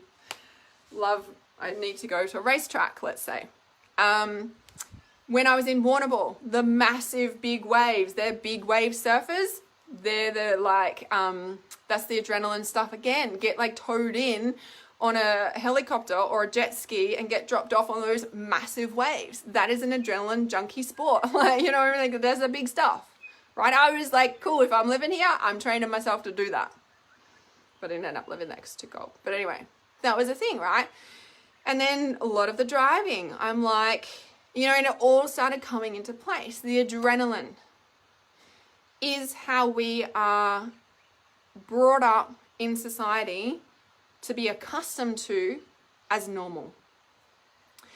Now, all the celebrity stuff and all that world that's going on right now, aside for a minute, okay, we're brought up in authoritarian schooling, parenting systems, and stop blaming our parents, they didn't know any better, blah, blah, blah. But, like we're trained through school, through fear, do this or you'll get in trouble, do this or you're not good enough, do this. And so we're constantly in fear, and so that adrenaline's pumping all the time, like coffee, all that, like fast-paced society, 9 to 5 in the system, like we're trained that adrenaline is normal. To live at that level, high level of stress is normal. Now, where did that start from? From the freaking industrial revolution, like a revolution thing, right? Like, that's where it all began, of that, and it's just like, there's so many people on the planet now, we need to control them, we need to keep a tab on them. This is how we do it with the industrial revolution, like, aside from the fact that it makes money and blah, blah, blah, blah, blah, blah, right? So, all this stuff aside that I've learned in the past week, I was going through my own process of realizing that I've been running on adrenaline for a long time. And I kind of known that over the years, but it really just dropped into place. I'm like, I'm tired of running on adrenaline. I'm tired of the go, go, go. I'm tired of all that. And I have been working on that, switching from the masculine go, go, go to more in the feminine over the past 2 years. Like, it's something I've consciously been working on. And this is almost like bringing it all out, all this adrenaline loving stuff. I've always loved V8s and, high risk drug taking when I was, a teenager, and, I'm the first to be the party person, and, like all that sort of stuff. Like, that was my nature because that was normal. Now, little side note, when I was like at Dad's, before we left originally when midnight was missing. I ended up watching another Netflix thing that just happened to turn up in my thing, and it was about, I can't remember what it's called now, it was about these partiers, like these party people back in Ibiza or something, I think, from many years ago though. And anyway, it was based around this guy who ended up dying, and so the girl goes back and finds out how her brother was murdered, and goes into the party scene and finds out stuff about him, that he was the adrenaline junkie. He was the one that, this is probably where it started unraveling for me. You know, he was like the party scene, he was the life of the party, he was the one that would, you know, take the most drugs and share people and help people and, you know, like get people on the correct drugs for them, and like just, you know, I'm like, well, I can so relate to that guy, right? In the end of the story, what it turns out is that his high, like it got to a point where he ended up ripping a tooth out because, you know, and as his friends were saying about him and blah, blah, blah, like he could have that high pain threshold and that adrenaline, you know, like that was just who he was. And, you know, like, but long story short is that he was covering up the pain of the death of his mother from all those years ago. And the pain of the grief that he had buried was becoming so intense that he had to have stronger, intense drugs and rip teeth out and parties and be the life of the party, because he was covering up that well of grief and loneliness and blah, blah, blah. And I'm like, fuck, talk about like society. So it's really, really interesting when we start uncovering why we're go, go, go, and we look at the patriarchal and what's disintegrating in the lines at the moment, and look at that on the adrenaline side of things, right? And if we, you know, and the thing about it, right, the thing here is that everyone's like, when will mainstream people wake up, when will they realize all this stuff? And I'm like, there's so many intricate parts to it in realizing that, you know, the fear is an ingrained brain neural pathway from when we're so young. And that's why, you know, anyone who's worked with me knows that we work on childhood stuff, like, you know, quite a lot when you work with me, because when we shift out that fear that your inner child is carrying, that is like the thing that will change the world, is like aware parenting yourself, right? And then we can aware parenting other people, you know, we're going to aware parent other people. So in that thing, it's like looking at, you know, that whole, you know, circle of the adrenaline connection, right? Now, when we look at that as a separation from source, okay, we're born into the world, we're belted into the world, now we're not even given a normal birth process, we're ripped out from the stomach, which is more normalization of dissecting humans, just saying, right? I can't believe I just said that, because I just realized that. It's a heavy energy, right? Now, coming back to myself, when I dropped in, okay, I need to look at the comments. Okay. Top of the pyramid, yes. How does Egypt play into it? Yes. I trust that what I shared answered that. Isn't it funny that our temperatures are being taken by shooting in the forehead? Yes. The meat thing blows mine, I know. Nudge to share more about plant-based, yes. Yeah, for sure. Still lots of dark magic energy there. Yeah, okay. I think I'm going to do, I'm going to feel into it more, but I was like, how else can I help, you know, with what else I'm being channeled and guided to do over the coming weeks coming up. I think I'm going to do, and you guys can probably start doing this if you feel confident to, is also to close a lot of the dark portals. I was doing it the other night, actually, when I was feeling into it, and I was like the Satan stuff. That was when I came online and I posted that. I'm like, right, ready to talk about this, because it got to the core. It's the Satan energy. Again, it's not about the people, right? It's the energy. We heal at the core, we heal at the energy, and that is where we shift, right? I'm just going to pause it there for a second. I need to get a power cord or my battery's going to die. We don't want that. So hang on a sec.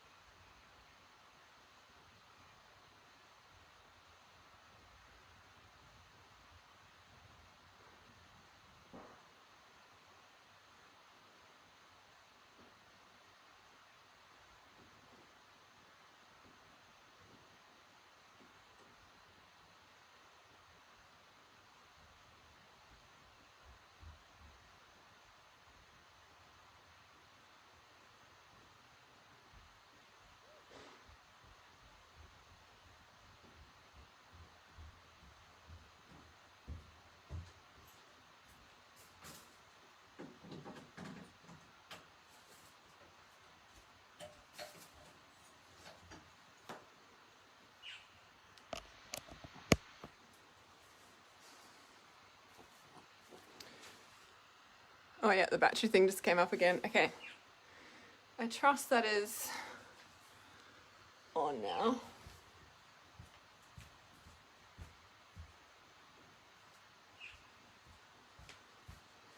All right, should be, otherwise we're doing another live stream. Okay. All right, so yeah, allow me to flick through the rest of these comments. So have been, yes, so the dark energy. So we can be like closing the portals and stuff. A symptom of feeling disconnected from source, but we can never really be. Yes, exactly. You're starting to get it, right? Ta-da! I know, it's so pretty, right? So peaceful. My soul's like, more on that soon. You dreamt of Egypt 2 nights ago. There we go. Meat processing plants here in Victoria shut down due to COVID-19. Divine push towards plant-based. No meat in my supermarkets. Yeah, it's interesting about that. Like, what are they doing with that? Because they did that in America as well. So, yeah, I don't know. Are they doing plant-based, or are they doing like, here's the processed stuff that we're creating now? I don't know which way it's going out. All over the money, and the big corporations have the eye in all their logos. Yeah, so full on. Yeah. Illuminati. Yes. The CIA controls Hollywood. Yes. So Danny says it has all been Atlantis, Egypt and Babylon for me. Oh, that's right. And the Babylon stuff came up. Because remember when I was like researching at my dad's actually with Midnight Gens a couple of weeks ago, I was like, where did wheat start? Because I've got this bread addiction, right? In a way, my bread, toast and honey stuff, butter and honey. And I was like, where did wheat originally start from? And it drew me back to Babylon is where wheat began. It was only really little back then, like, anyway. Okay, so with such uncomfortable feeling and confusion, however, I went into deep meditation with the cards. I drew forgiveness and the dragon card of Atlantis. Huge shift came late yesterday when I was called to forgive fully. Yes, Atlantis, Egypt, and Babylon for what went down. Yes, the self imploding. Yeah. This has given me a huge relief as the 100% light spirit from these times needs to come through. Yes, but it has been blocked. Exactly, right? It was a huge relief for me, and yes, tip of the iceberg. I've now been able to invite the spirits of light from Atlantis into my reality. It's so good. So awesome. 100%. Mimi, what's going on? Munu, hi. Yes. Yeah, and that's the thing. It's not all bad, like, even though it seems like we are. Yes, I'm here, Jade. So oh my goodness, I broke out in all these pimples. Maybe I need to talk about my body and pimples now. All this stuff and why that's come up. You've had an eye of Horus on my right shoulder since 21, and this is the thing, we've been taught everything in school we've been taught we need to throw out the window. Everything about history and everything, right? Some pretty huge wormholes, yes. Like eating meat when going out to dinner with non-based plant friends. Yes. The energy of fear, trauma, horror, cortisol. Yes, it flows through animals when they hear other animals screaming at death. It's not healthy for human bodies. I know, right? But we're being trained about it. You too with the pimples. Oh, that's so interesting. All right, is that windy now? Because now I'm going to have to move, I think, but that wind's just started to pick up. Oh, yeah, because I've been picking them. And I didn't come on live stream because I'm like, I can't go on live stream and all this stuff. So that's how you drove so many kilometers. I don't go over the speed limit. What are you talking about? Nope.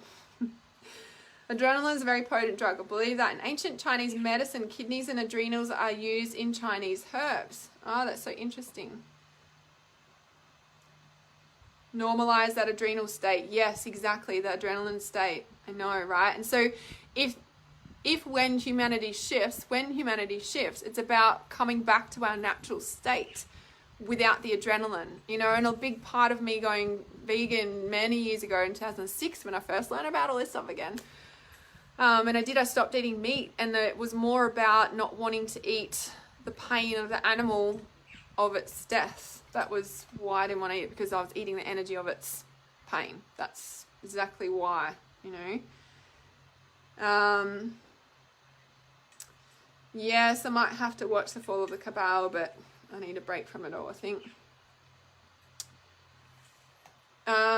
Yes, exactly. I'm going to say that again because it's so important. So Natalie says, I like where this is going. It's a symptom of feeling disconnected from source, but we can never really be.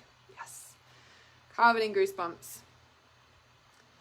So Jeanette says, it's so weird. I was sent videos of David Icke satanic videos. Whoa, whoa, whoa, whoa. Hang on a second. What do you mean? I was sent videos of David Icke satanic videos by my date today. That's what we were talking about when the pheasants rocked up for Showtime. Story in the support group. But wow, satanic rituals want me to see and hear this twice in one day. David Icke doing satanic rituals. Can you just please confirm that I'm understanding that correctly? Because that's just going to put a whole lot of the pieces of the puzzle together, if so. If I'm understanding that correctly, I don't know about that.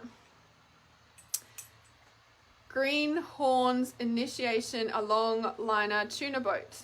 Adrenaline is produced at its purest form in distress and fear.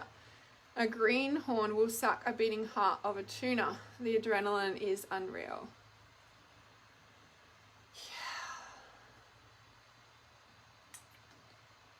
I'm experiencing the same with the pimples. What is that? Okay. Yeah, well, let me speak to that because I don't feel I'm the only one with the physical body stuff going on.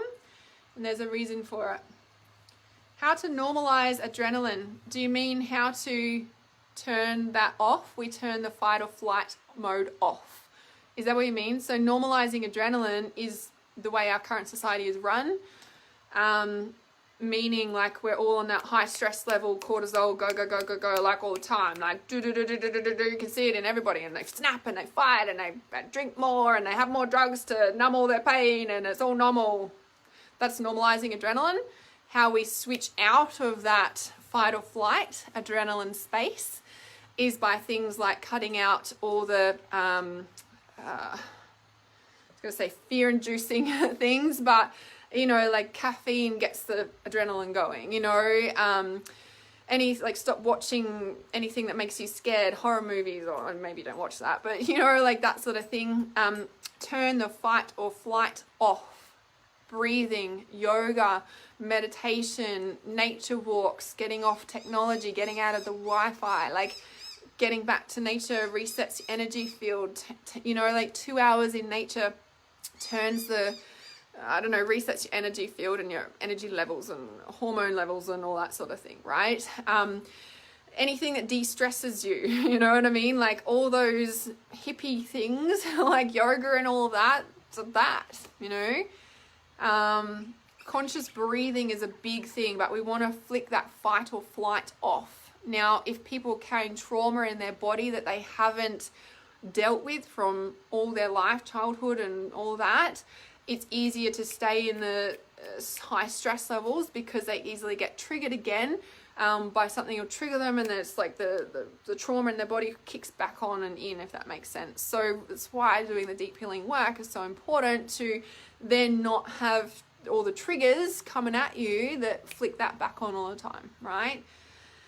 Okay. I know, right? The horror movies. Okay, David Icke is the one bringing the awareness. Okay, good, because I was just like, hang on a sec, that's the whole spin on another story. Okay. The fear from the child being sacrificed, they feed and grow the fear energy from the child to grow stronger, the Satanists. Okay, Satanists. Okay, so another thing I want to add in here, things that I learnt at Lucas's about the birth certificates and all of that. So he was really big on getting out of the system, so not having a driver's license, not being a part of the system, removing birth certificates, all that sort of thing, because then they've got control over you. Now, what I found interesting, and I really get and understand that, okay, but when I'm still driving on the roads and the bitumen roads, and I'm still shopping at the normal shops, which are all run by all those corporations, I'm like, can we really get out of the system in this time and place right this second? Because you still shop at the shops too. I'm understanding, I'm pretty sure we went to the shops. Now, there's those helicopters again. Might get really loud in a minute. Noticed them the past couple of days, and I saw stuff about helicopters. Interesting.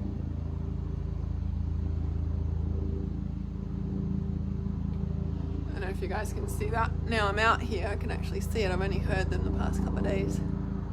You see it coming up over the tree. Maybe it's just the rescue helicopter. I'll have a look. He was getting a pension, yes, from the army.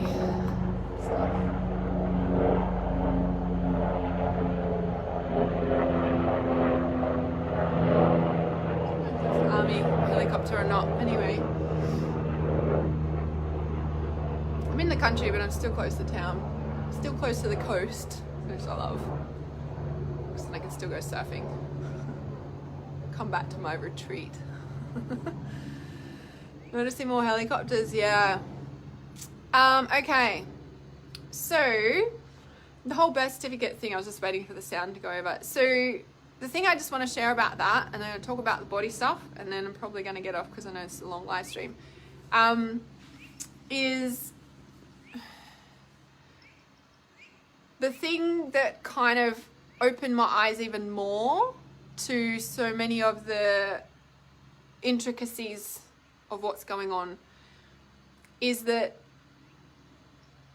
whatever source I heard it from, again, is this true? I don't know what's true now. Discernment is that there is people in the United States and probably all around the world that don't have birth certificates, that never have had birth certificates, and that are being paid to breed humans, meaning just have babies that they then sell for money to these people. And none of them have ever had birth certificates. And I was like, wow, this puts a whole nother spin on the whole birth certificate thing.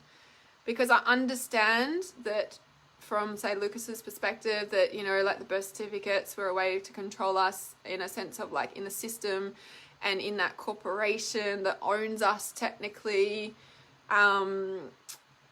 and how they can buy and sell and trade our birth certificates without moving the people across the world, compared to the old days. Yeah, I really understood that. I really understand that.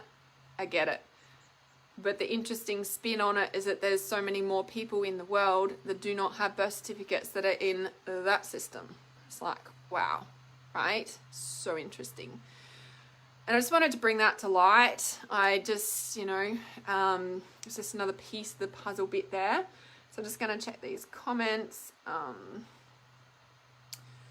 Okay, Donna Eda has some fantastic free trainings where she teaches easy techniques to rebalance hormones. That's the one. Basically, it's about switching off the fight or flight. Yes, exactly. Yep, exactly. I love to spend time in the forest by waterfalls and walk on my bare feet in the garden. Yes, that helps. Of course, meditation 2 times 20 minutes per day is a must. Yeah, guys, like a regular meditation practice is the fastest way to do that. But all those things, again, it's not just one magic pill, it's all the things of a lifestyle combined. Been noticing more helicopters. Yes, okay. Your backyard reminds me of my dad's property, my own private retreat. Yes, that's what it feels like. They're here too, some seemingly patrolling the border, but also some heavy lift ones. Yeah, so interesting, right? Lots of helicopters in Melbourne in the middle of the night. Yeah. What do I really feel is happening in Victoria? I'll get to that. Very interested to know about sacred geometry. Yes. Maritime law, the vessel. You could be in a military training path. I am where I live. Yeah, up in Townsville. So it's a 2-day drive. Everything's 2 days. 2-day drive to my dad's, 2 days up to Townsville.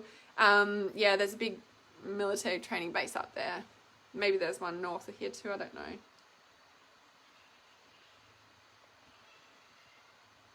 Yeah. Chopper's flying over now. Funny, I've had 2 birth certificates, one from birth, one from adoption. Yeah, so interesting, right? Okay, so let me talk about the body stuff. So I can't actually believe that I'm going to talk about this, but anyway, yes, you've missed a lot. Yes, definitely. So please rewatch if you're jumping on and off. Probably best to catch the replay. Kookaburras. manifestation of purpose. Just checking my list that I've covered a lot of things. Yeah, okay. And so just again, before I talk about the body stuff, one other little piece of this list that I was covering, just about the movies. So over the years, like many years, like talking back to teenage years, I watched, you know, I don't remember the names of them, again, the names, but over the past few months, movies have been coming back to me that I've watched around, you know, like years ago on, you know, like the clone factories and, you know, like someone gets kind of captured or whatever and wakes up in this facility where they're, you know, fed these foods through the little portal things, and shows like Continuum and, you know, all this sort of stuff. And I'm just like, oh, wish I remember the name of the movies, and, you know, humans being held captured and tortured and stuff I watched when I was a teenager. Again, I don't remember the names of them, but I'm just like, the thing that shocked me the most as well about everything that I've learned this last week is that all those movies that I've watched all those years ago, that shit's real. It's not just in the movies, and this is the normalization of it, normalizing it for us. And it's like, it's just a movie and we're in this little delusional world. It's like, no, that fucking shit's going on. That's the big, you know, thing that's also shocked me. And I'm like, I'm so much more discernment factor about what I'm watching now, you know, like I don't mind sitting down and watching a movie to chill out, or Netflix and what I'm drawn to, but now I'm like, and it's funny though, even moving up here, and I said this to Regan as well, because I was like, before I left my old place and I was sussing out internet and sorting it all out and everything and doing all the things you do when you move house, I was like, I feel like I'm done with my YouTube and Netflix watching. I'm like, I just want to get back into book reading, because I can sit by the pool and read my book and like, you know, and then I learn all this stuff and I'm like, that's why I want to read books instead of watching stuff to chill out. I'm like, okay, back to that now. They're brainwashing us to think it's okay. Yes, exactly right. And this is where like the normalization of it, I'm like, so how do we come together and have a voice to stop it? I think I did kind of cover that a bit in the, you know, holding space, the consciousness awakening, but also what I'm about to share is also this, okay? So what I'm about to share, I'm really nervous about, and I feel like I can't miss this bit out because it puts all the pieces of the puzzle together. And then when I shared it with my mentor, I was just like, okay, this is kind of normal, even though it's not spoken about, and it's fucking not something I can't believe I'm about to share it. And I feel like I have to though, because I don't have to, I have a choice to, but I do feel like it puts the pieces of the puzzle together, and was where my like, oh my God, okay, I'm ready to share this, right? With the Satan energy stuff. And I also, little side note, know that Grim Reaper, Witch, there was something else about the abuser stuff, and then the perpetrator, and then the Satan stuff. Now, like these energies, I know in my book, in whatever it is I'm creating, especially when we hit the throat chakra with the shadow work, this energy is like exactly what we're dealing with, and why I'm being showing all this, experiencing blah blah blah blah, because Victoria was very dark for me too. Freaking learned a lot about the dark in that place. Oh my God. Okay, Hector says, I learned that dark energies can't operate their plans without disclosing them. Yes, exactly. That's exactly why the movies are there. And then I said this earlier, that's us watching the movies is us giving them permission to do that. Even like the 4-year-old child, my favorite movie, like even, which is just fucked up because a 4-year-old can't comprehend or give a thing, but that's the way they're doing it, you know? All their plans are in the movies. Yes, so indeed those forces have disclosed all their plans, but we never see them until now. Exactly right. I have my birth certificate, never seen adoption one. No idea they existed. Yes. They're starting the whole peace process. The first one is on the 22nd of August. How awesome. I love that. With movies, my son will tell me it's just fiction, so don't cry. Tell him that the movie may be fiction, but I know it really happens in the world. That's what makes me cry. Yeah, exactly right. Yeah, and it's so interesting, the kids and stuff. And that's the thing where I said earlier, it's like people will wake up when they're ready. We can't do anything but hold space and know that truth. Like that was the piece of snippet that's like pure gold in this movie. No, in this movie. Maybe this is a movie too. Okay, so onto the body stuff. So when I got here last week, yeah, like I said, it was the third night, and I'm really bringing awareness to that because it's the three things. It's like there's that peace and reality of like the 3.369 point space, the 9-month healing cycle, the 18-month healing cycle that I talk about. Yeah. Now it was the third night in this space. Now you guys can see that view, like out every window in this house. That is what I see, except for the neighbor's house on the other side, and the shed's over there. But it's like, that's what I see in these hills and everything. Now, when I was at Lucas's, I started getting ready for the ear chakra consciousness. And the biggest thing, and even the road trips before I went to Lucas's, I kept getting the message about the subliminal subconscious. Yeah? Which means, and it's a big part of the ear chakra consciousness, you know how when we see with our physical eyes, and then we've got our peripheral vision, right? There's the subliminal subconscious, and that is absorbed through not just our energy, but also what we're visually seeing. So you know how they say as well, like we only see with our physical eyes, I don't know, some 10% of what we actually can see. You know how they say all that stuff, right? This subliminal subconscious is what we're absorbing. Yeah. So, you know, like when you do a Google search and all the ads come up on the side, your subconscious, subliminal subconscious is seeing all that. You don't see them, do you? Because you're looking at your thing and you're researching your thing, but subconscious, subliminal, it's all there. Newspaper ads, go to a shop and you see you only see this tiny bit, but your subconscious, subliminal is taking in all this stuff. Does that make sense? And so this is what I was being shown, and then I went on the road trips, and I was just like, oh, like the difference, you know, and I hadn't been anywhere for 3 years, been sitting at my computer creating my own, you know, my business, right?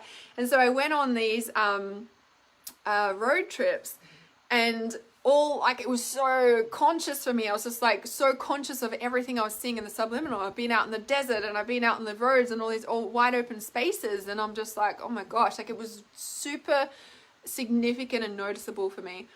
You know, I was very conscious of what I was absorbing about all of that. And the point of me sharing that is that when I got here, right, last week, and I've just done all that driving, and I've been to hell and back more than once over that past 5 months with everything that I've been through and drove through and all of that. And when I woke up on the 4th day, so it was Thursday last week, I literally woke up in all these pimples on my chin and like in my belly. Like, I don't know if it was my stomach or my bladder or my uterus. Like I could feel, you know, and women will know, like when we start to kind of get our period or whatever, it's like twitching or whatever. And I'm like, oh, I don't know, am I getting my period? I was like, no, I just bled like last week, like 2 days before the full moon. And I'm like, I don't know, and all my pimples and stuff, and I'm like, oh, I don't know what that is, like, you know, and I'm like, I don't know, is it a UTI, like, and this might be too much information, you might want to, like, check out now, but it was like, you know, my urine's burning a bit, and I'm like, I don't know, like, I never get UTIs, like, I never get that stuff, like, you know what I mean, I've never had a UTI in my life, but I hear people talking about it and stuff, and I'm like, I don't know, like, you know, and I haven't had sex with anyone except for Lucas, like, ages ago, whatever, you know, and I was just like, well, I don't know what, and I didn't think much of it, right? I'm moving house, I had to go back to the old house last week and blah, blah, blah, blah, blah. And I was like, okay, well, I don't know, didn't pay much attention to it because it's busy. Is that too windy? Because I might have to move.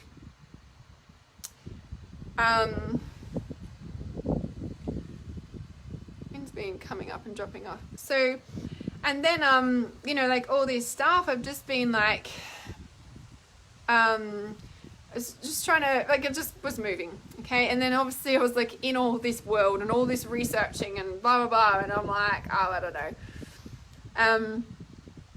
I just let it go, right? And then when it hit the Satan stuff, it was the same day. It was Monday. And the Satan stuff hit, and it's the core. Yeah, it was Monday. Because I remember being in my kitchen and like the Satan stuff hit. I was like, oh, that's the level of energy, and then the Grim Reaper and all the land stuff, everything I spoke about came together. And then I had a shower, and I was like, washing myself, and I was like, oh, what is that? And anyway, Googled stuff. I can't believe I'm sharing this. And because I've never been sick, I don't get stuff, right? I'm not sick, whatever. Anyway, and I was like, what is that? And so anyway, I Googled, like, intuitively I got like genital herpes, and I'm like, nah, like, no. And then like I Googled pictures, and I'm like, kind of looks like it. I'm like, I never get this shit. Like, and when I was like researching about it, and I'm like, nah, like, it says like a couple of days after, you have sex with somebody or whatever. And I'm like, I haven't fucking had sex for like months. And I was just like, I never get this stuff and whatever, and I'm like, I don't know, and like, this is just intuitive, and I can't believe I'm sharing this, but this is like a really important piece of what I'm sharing. Like, this is like, I realize I have to share this because I'm healing and shifting the darkest of dark out of my physical body, and that's why this has come up. I'm like, and I just started bawling my eyes out crying, of course, because I'm like, this never happens to me. I never get shit like. And again, this is all intuitive diagnostic. This is not me going to the doctor and getting tested, because I just haven't fucking done anything like that, right? But I've always had pap smears over the years. I always, and I'll finish with a partner, I go to the doctor and I get a pap smear and blah, blah, blah, blah. I just have done that, right? And I've never had anything like this. And maybe I don't have it, right? But when I looked at the pictures and whatever, I don't know, maybe it's not. But anyway, I can't believe I'm sharing this on fucking live stream.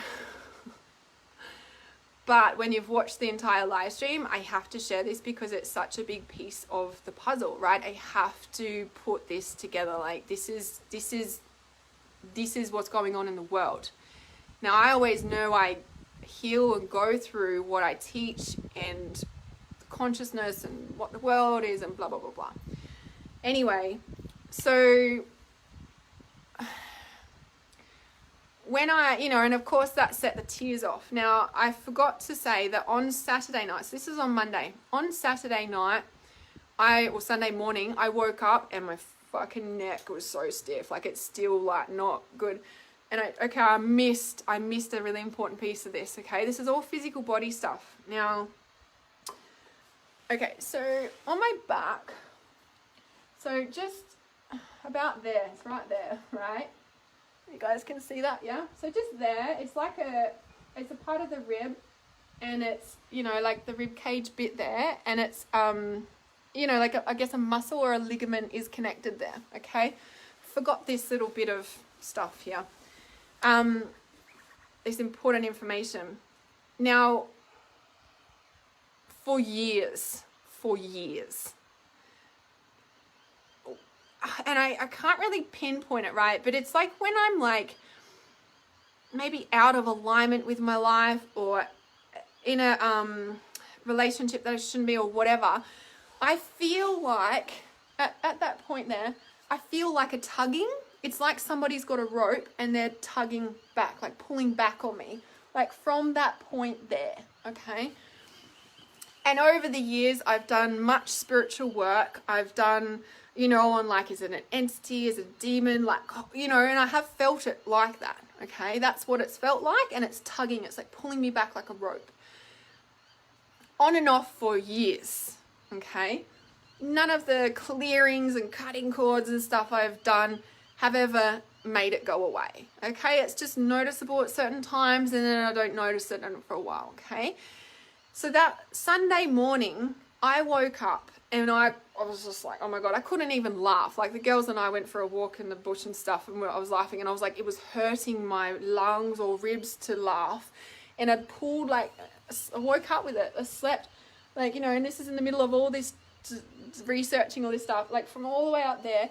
to this bit, and it's still sore. I was going to get a massage, but I was like, oh my God. And I knew, I was like, this is the grief that I haven't cried about the move and everything. It hasn't really hit me yet.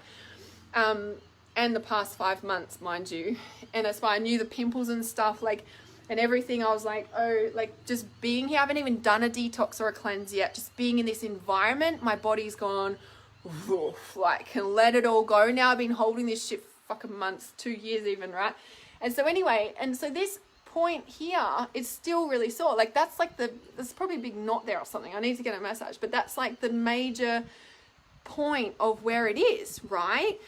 And all the way up to my neck. It's not as bad today because I had a big cry on Monday realizing this stuff, and I knew I was just like, okay, I was going to get a massage, and because I'd already started crying before we went back into town, and I was like, I just need to cry first and then I'll get a massage, because I knew it was the grief all locking me up, yeah, because of what I realized. Now, the thing that made me cry, okay, the thing that made me cry wasn't the fact that I have it. And maybe I don't. Like I said, I'm not properly diagnosed. This is a self-intuitive diagnosis, okay? But it kind of makes a lot of fucking sense, ultimately, with what I'm going through and has been speaking about and stuff. The piece that made me cry. Let me just find it in here. Is because I looked at this and then we had to go out and I'm trying not to cry and blah, blah, blah, blah. Okay. So I've realized all this stuff about what's going on in the human world. I feel like, you know, like reality's been obliterated. I finally found my house after 2 years of looking and figuring like, why the fuck haven't I found a house? Like I know now because I'm supposed to be here, blah, blah, blah. But all this stuff around why, you know, like, why am I here? Like, you know, like the road trips that have sent me on this search, the whole thing, right? Now we want to know how we heal humanity right now with what's going on in the world. How do we help humanity with what's going on in the world? Okay, because this satanic stuff, okay, like I said earlier, is that, as my mentor Regan had said to me, they believe, or they've chosen to separate from source, and so they're not connected to their own source and life force. Now, in my crown chakra video I did last year, which we're going to do again soon, if we're not connected to our own source, we're feeding off other people because we don't know how to connect spiritually to our proper source to feed ourselves, right? That's just like the core of it, right? So when somebody chooses to be separate, i.e. Satan, demons, who's the other people, or the Lucifer, like whatever, right? All those, they're feeding off other people because they believe they're separate to source, so, you know, and they go into the dark and they go unconscious, right? Now, the piece that made me cry the most is when I read this, okay? Now, I know for me, like, this didn't come up for months. Like, it's just hit me the other day. And I'm like, I've been carrying this for months. Like, on all the research I've done, it says it only comes up, you know, in a few, what is it? Like, you know, in a few days. And I'm like, man, this has been months. And now my body's purging all this stuff out because I'm in this environment, and maybe because I feel safe, or like whatever's shifting, I don't know, right? But when we look at what it says in this book on the genital herpes, which I don't know, I trust it's what it is, I don't know. It says, and I want you to keep in mind this, right? Because the other thing, on, I think it was Sunday or Monday, for some reason, someone's stuff came up in my feed, and it was all these muscles, you know, like the muscles in the ocean, and they all look like vulvas, right? And then I discover this, and I'm like, okay, like all these pieces of the puzzle, I'm like, what the fuck? So as I read this, I want you to keep in mind of the very satanic stuff that is going on the planet right now, and how that represents to the disconnection from source that Satan, that energy has chosen to be like separate, okay? Genital herpes, attack on yourself. Feeling rejected, abandoned, unworthy, and unlovable. If we, like, how many people, okay, the actual herpes virus aside, how many people can admit that they have been feeling rejected, abandoned, unworthy, and unlovable at some point in their life, right? Now, when we look at Satan, for example, Satan believes, feels rejected by God, abandoned, unworthy, and unlovable. Keeps reading, carrying enormous guilt about sexuality.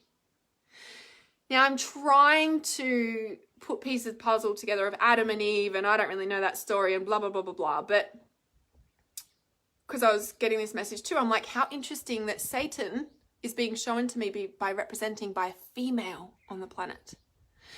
The feminine's rising, the feminine's missing, the patriarchal's been taking over.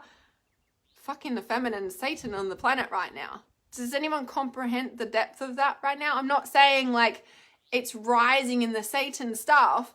I'm saying that look where it fell to. If Eve got kicked out because she ate the apple or something, I don't really understand, right? That story, I haven't really researched it. If from my understanding, she got kicked out and she fell. And now she's Satan, for example. Look at the consciousness rising around the feminine and the fall of the sexuality and the patriarchal control on the feminine all these years. Keep her tight, marry her, keep her constraint, keep her, if she cries, she's insane, put her in an asylum, blah, blah, blah, blah, blah. Huge, right? Carrying enormous guilt about sexuality. So at some point, someone made it bad and now they're carrying all this guilt and now the guilt has been eating them up that they have to do this. Like they're going on so unconscious to it. Does that make sense? Anger about how you have been treated is the next freaking thing. Anger about how you have been treated.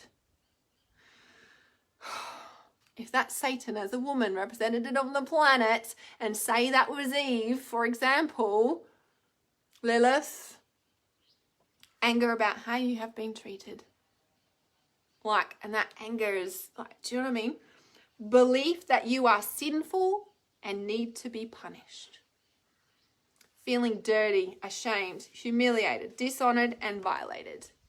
Now, I can definitely relate to all of those things with what I've been through in the past 5 months on my road trips, 100%, let alone the reflection of what Lucas was reflecting to me about masculinity and the masculine and how the masculine has treated me all my life, and my first representative of masculine on this planet, which is my dad. God love him, God bless him, but this is how it is at the same time, right? Like, how freaking huge. Now, I cried the most when it hit the unlovable part, because for me, I've realized from this whole experience and the whole thing that I have a belief that I am unlovable, especially with what I went through. But when we look at the rejection of the feminine of all these eons of time, since when did that fall? I don't know, right? So when we can heal that, if we simply work on the belief, right? Let's keep it in simple terms. How do we shift the planet right now? We change our belief system from we are believing we're not lovable to we are lovable, right? Now, obviously, that's going to take a bit of work and heal the trauma and stuff of all the things that made us feel unlovable in the start. Now, I'm not saying that everybody's got that belief, but I can definitely drop into that most people believe underneath that they are not lovable. That's why they stay in toxic relationships. That's why they're all that stuff. My time with Lucas was brutal, I know. And look what it's fucking brought up. Holy fucking shit. Now, there was something else that I wanted to share about this. What was it? Oh, the people that have come down to our planet and taken over our planet. Now, let alone this, because remember how, like, before I went away on these road trips, I was in the land of Turkey and all their history and Islam and the thing about, what was it? Sinful, punished, shamed, dirty. Because remember, you know, and even like the stuff coming up around,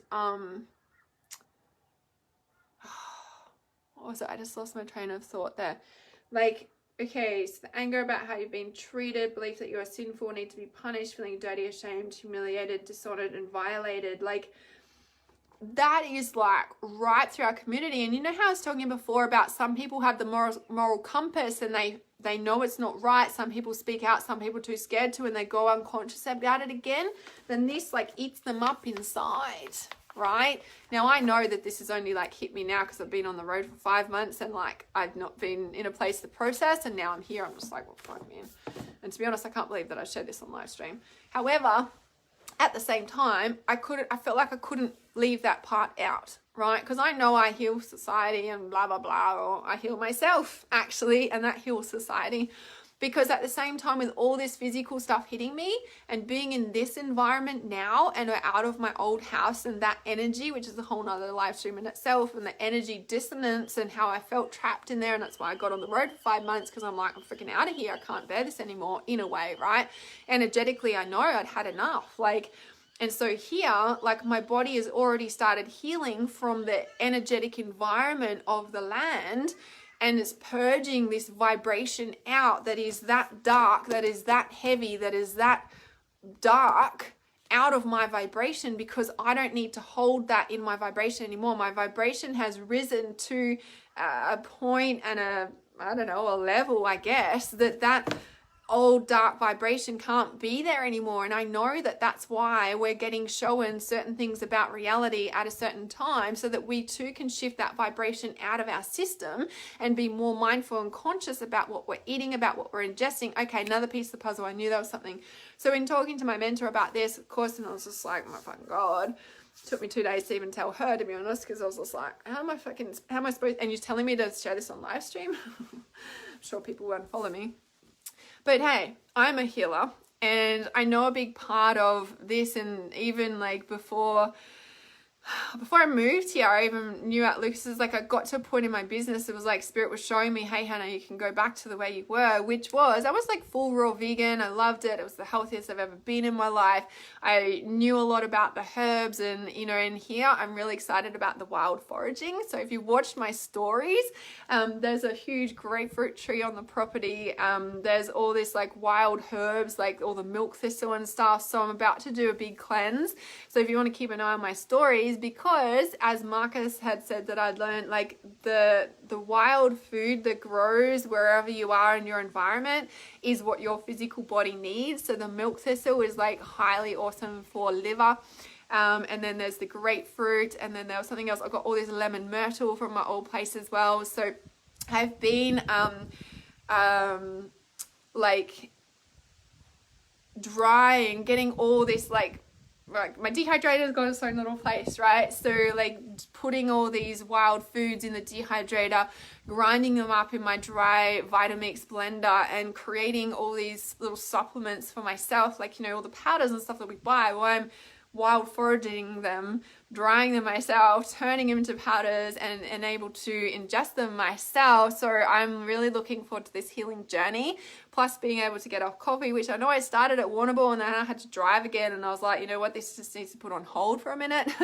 I can take milk thistle supplements, but the best source of any healing stuff is straight from the land, as you guys would probably know and imagine, right? So yeah, the wild foraging, I'm so excited. Like, that's why we started looking around on the property. I'm like, what else is there here? So yeah, I'm really looking forward to this journey of deep healing. And of course, it's okay. So another little thing that I just want to share, this is like another piece of the puzzle.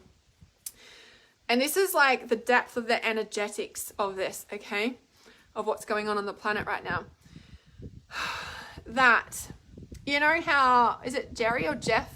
Is it Jeff Epstein was killed in jail, right? Oh, he committed suicide. Oh, funny about that. Okay, so obviously, like I said, spoke to my mentor. She so kindly got some amazing help from me from this doctor. And I have to listen to it again, right? But he said, if I'm remembering correctly, he said that, he said the herpes virus, did he say it's connected to or from or part of the Epstein virus? The Epstein-Barr? The Epstein bar, he said, is what they spray in the chemtrails. And I'm like, this is deep. And I was like, why would they name it Epstein? Epstein bar. What a coincidence. Maybe it's got nothing to do with it. Maybe it is not connected at all. Okay? Maybe it is not connected at all. However, what a coincidence that Jerry or Jeff Epstein or whatever, Jeffrey Epstein, committed suicide. Funny about that. And this level of virus, talking about corona, let's not even come into it. Apparently, he was one of the biggest pedophiles. He's no longer with us. How interesting. Came to light, no longer here. Circumstances around his death, could be questioned, okay? Epstein-Barr is associated with many viruses. Yeah, interesting about this, okay? When we look at the energetics of this, all of a sudden, one of the biggest pedophiles has been wiped off the planet. Apparently. Yeah, okay, now I'm like, okay, you know how they say all these people are still alive? Anyway, it's for another story, I guess. But let's say that, okay? And then I'm personally shifting this level of physical stuff that's been sitting in my body. Someone had said that it does sit in the... Many viruses, I think, can be dormant in the body for sure. You know, because I used to have warts and stuff when I was a kid, but I haven't had them for years, right? But obviously that virus is in the body, which when we look at that and the water supplies and the air we breathe and stuff, it's kind of like, oh, this goes deep, right? So if I'm personally at a place of shifting this out of my physical body, and at the same time, it just so happens that the name is similar, and I don't know whether they're connected or not, but hey, we never know these days,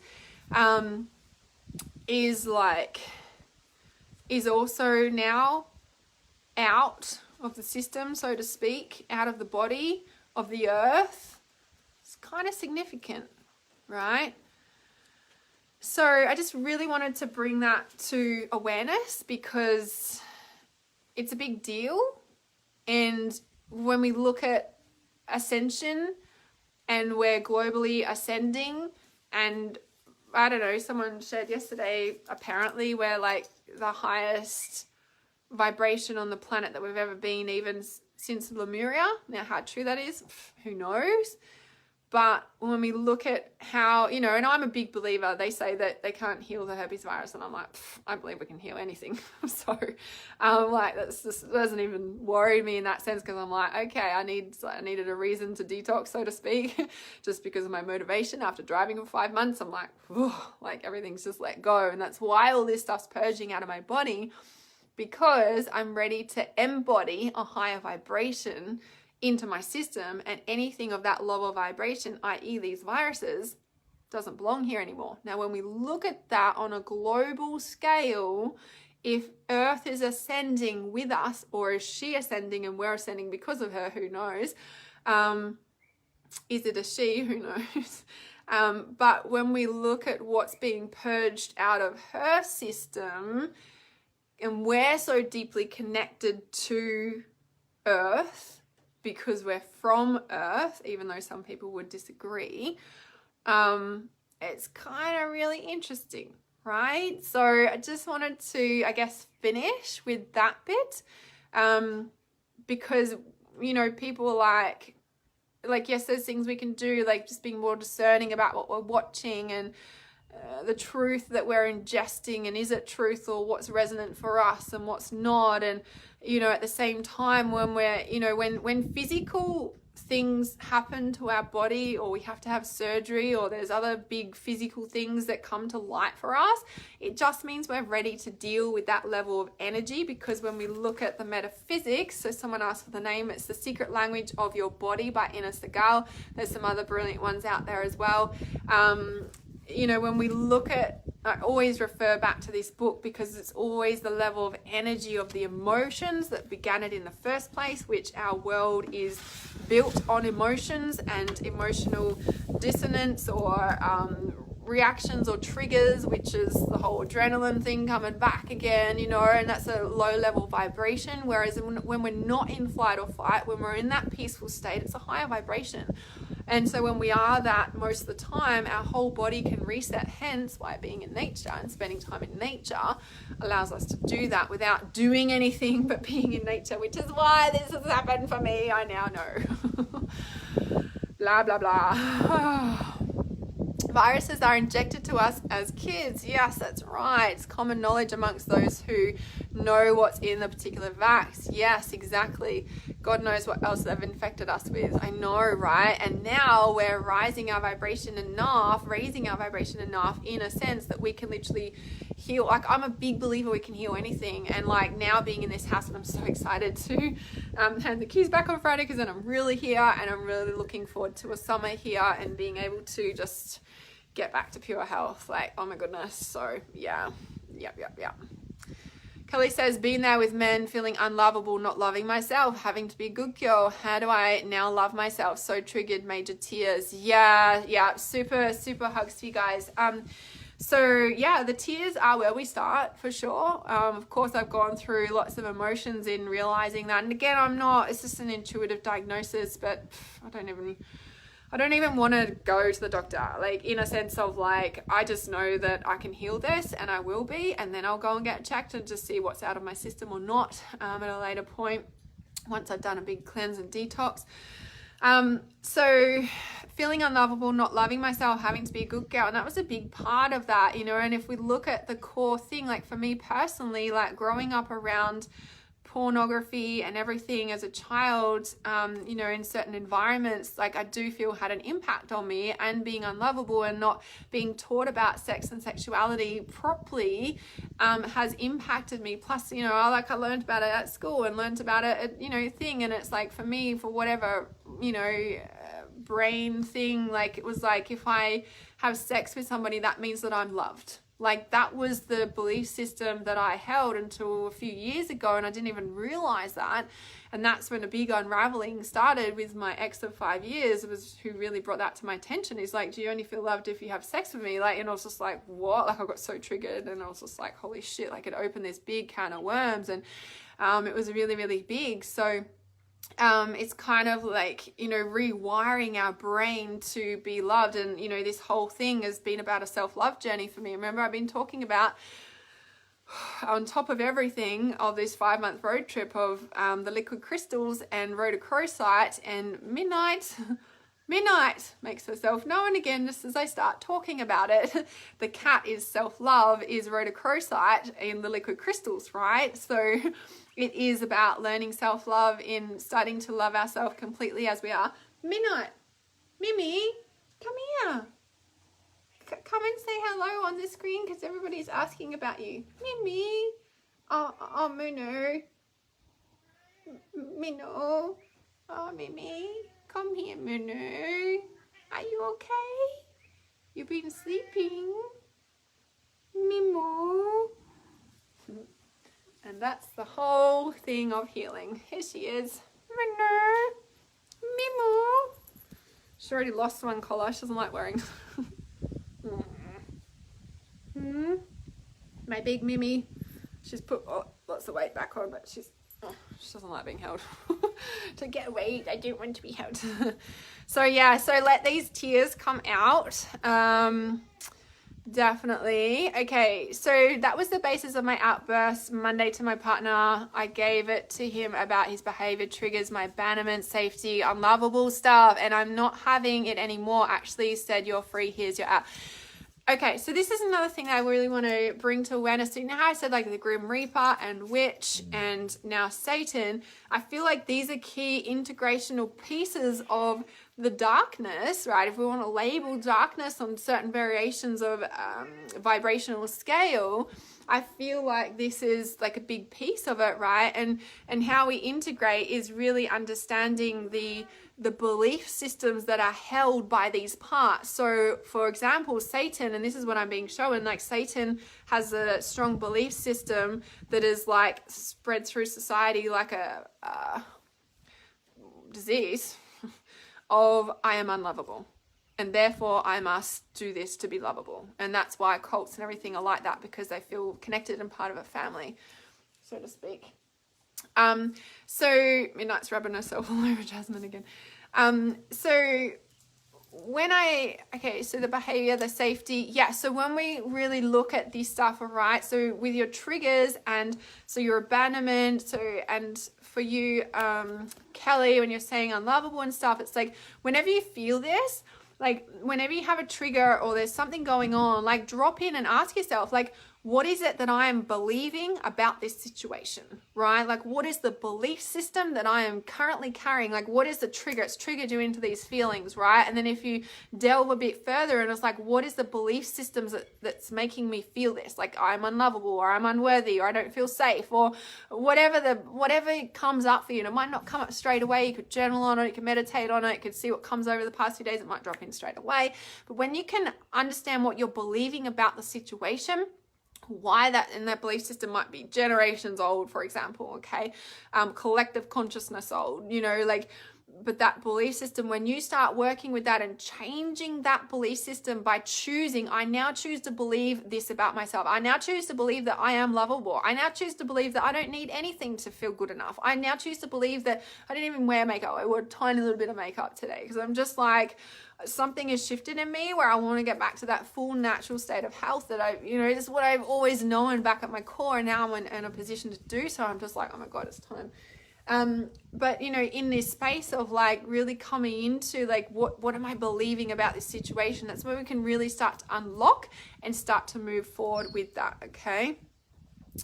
Josephine says, but you're blooming more than ever. I know. And it's only going to become more, because I also said, you know, months ago, I was like, right, universe, clear out anything that is blocking me. And then I've just gone on this big journey. I'm like, holy shit. Right. Be careful what you ask for. Many have the belief that they are unlovable. Exactly. Right. Exactly. Yeah. Yeah. Yes. Okay. Men are hating the shift. Not all men. Not all men. Let's not lock them all down. This is how I felt hard yesterday, full on breakdown. Okay, cool. I wasn't the only one having breakdown. I know this is so vulnerable, and thank you for sharing, but could you have got this STD from Lucas? Yes, well, I've never had any since then. I'm not blaming him because, hey, it's my part for having unprotected sex too. You know what I mean? Like, yeah. Yeah, Ina Segal is the author. Yeah. If you do, the virus sits dormant in the base of your spine, base chakra. If you get it in your mouth, it sits at the top of your neck, i.e. cold sores. See, I've never had a cold sore in my life, right? You can get it a long time ago and it just sits there dormant, stress triggers it. Yeah, well, it's interesting, right? Because like I said, and I know that there's all the different strains of the HPV virus or something. I don't know. I don't really know much about it. Heard stuff.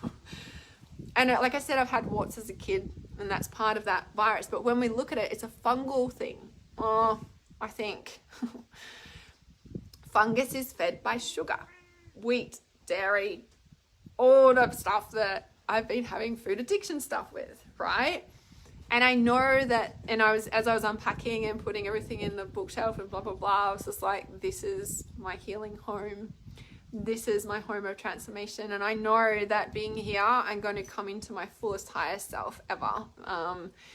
Yeah, I just know that because the virus and the fungus and stuff, it feeds on sugar and feeds on all of that stuff. And I know that just being in this environment, my body's just gone raw and dumped because the energetic environment that I'm now in is more supportive for healing, and has shifted my vibration. And in the higher vibration, stuff can't stay in there. The dark doesn't stay in the light. Like, you turn the light on and the darkness disappears. It's the same concept, right? Heal thyself. Healing the inner child, exactly.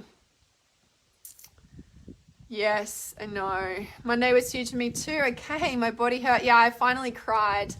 I felt like I'd been black and blue, beaten by black and blue. Once I realized it was a children's pain I was carrying, I acknowledged it and it literally disappeared. Yeah, fully feeling the earth, right? I have had a totally numb part in the exact place, only on one side though. Oh, and so this connection, right? Really wanted to point out the connection with my back and that thing. Like, I know that, you know, it's been a demon, an entity or whatever on some level, like, and nothing I've done has cleared it, but would like be tugging on me at certain points. And now it's just like all locked up, and it's like, it was so sore on Sunday, and then all this realization. And as I've been grieving and realizing the unlovable stuff, it's like, it's dissipating. So huge, right? So huge. Monday was huge as well. Yeah, you get stabbing knots right there as well. It's so interesting, right? I literally can't understand what they are saying when I'm supposed to break up with somebody. Not sure what you're talking about there, Katrina. Monday was emotional for you too. It was heavy duty. The same thought. I thought it was my period, but I had an emotional outburst triggered. Yeah, it's so interesting what that is. Couldn't tune into it, didn't, and still don't know what it was about. Yeah, so interesting. Yes, right where my wings would be. Yes. Yeah, I can't believe I just shared that on fucking live stream. But at the same time, like, I couldn't share all the realizations about all the dark stuff on the planet without sharing that aspect too, because it's all tied in. Like, it's just, it is literally all tied in. Like, as we all shift and ascend into a higher vibration, and that's embodied in our body, this stuff purges out. And as, you know, is it that Mother Earth is ascending, or we are, and she's affected, or like we're affecting each other, right? And so it's all being purged out. Hence, like, you know, I know that I didn't even touch on the Trump stuff and whatever, but all the like bombings and tunnels and everything that's happening. So there's another live stream about all that, right? I don't know if I'm feeling called to talk on it, but for example, everything's being purged out. Everything's coming to light. Nothing is being hidden anymore. And it's confronting, but we're also purging out of our bodies the resonance of what that's reflected. What's within is without. What's without is like, do you know what I mean? So yeah.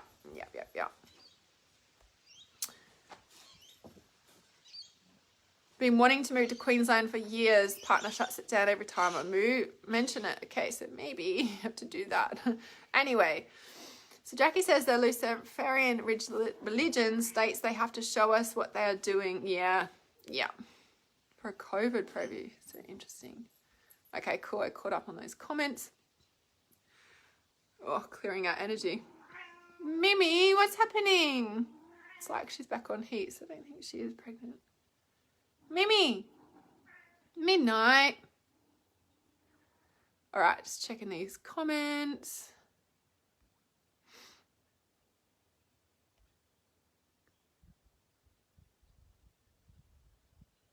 Okay. Still checking comments, bear with me. What's the best detox? I've got an entire course on it because there's so many different detoxes out there, and it's best to do for your body and your current situation. Oh, please remember that what comes out of men's mouths is actually about themselves, still not acceptable. Yeah, that's with anybody.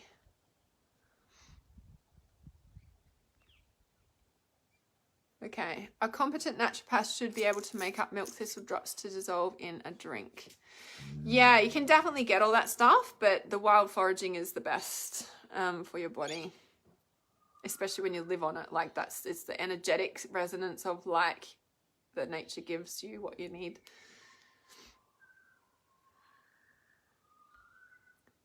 Okay.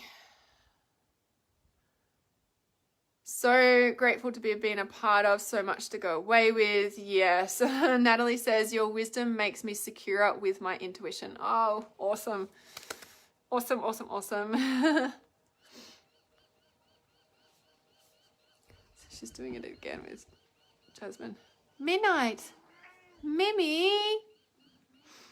You look better without makeup, the real you. Oh, thank you.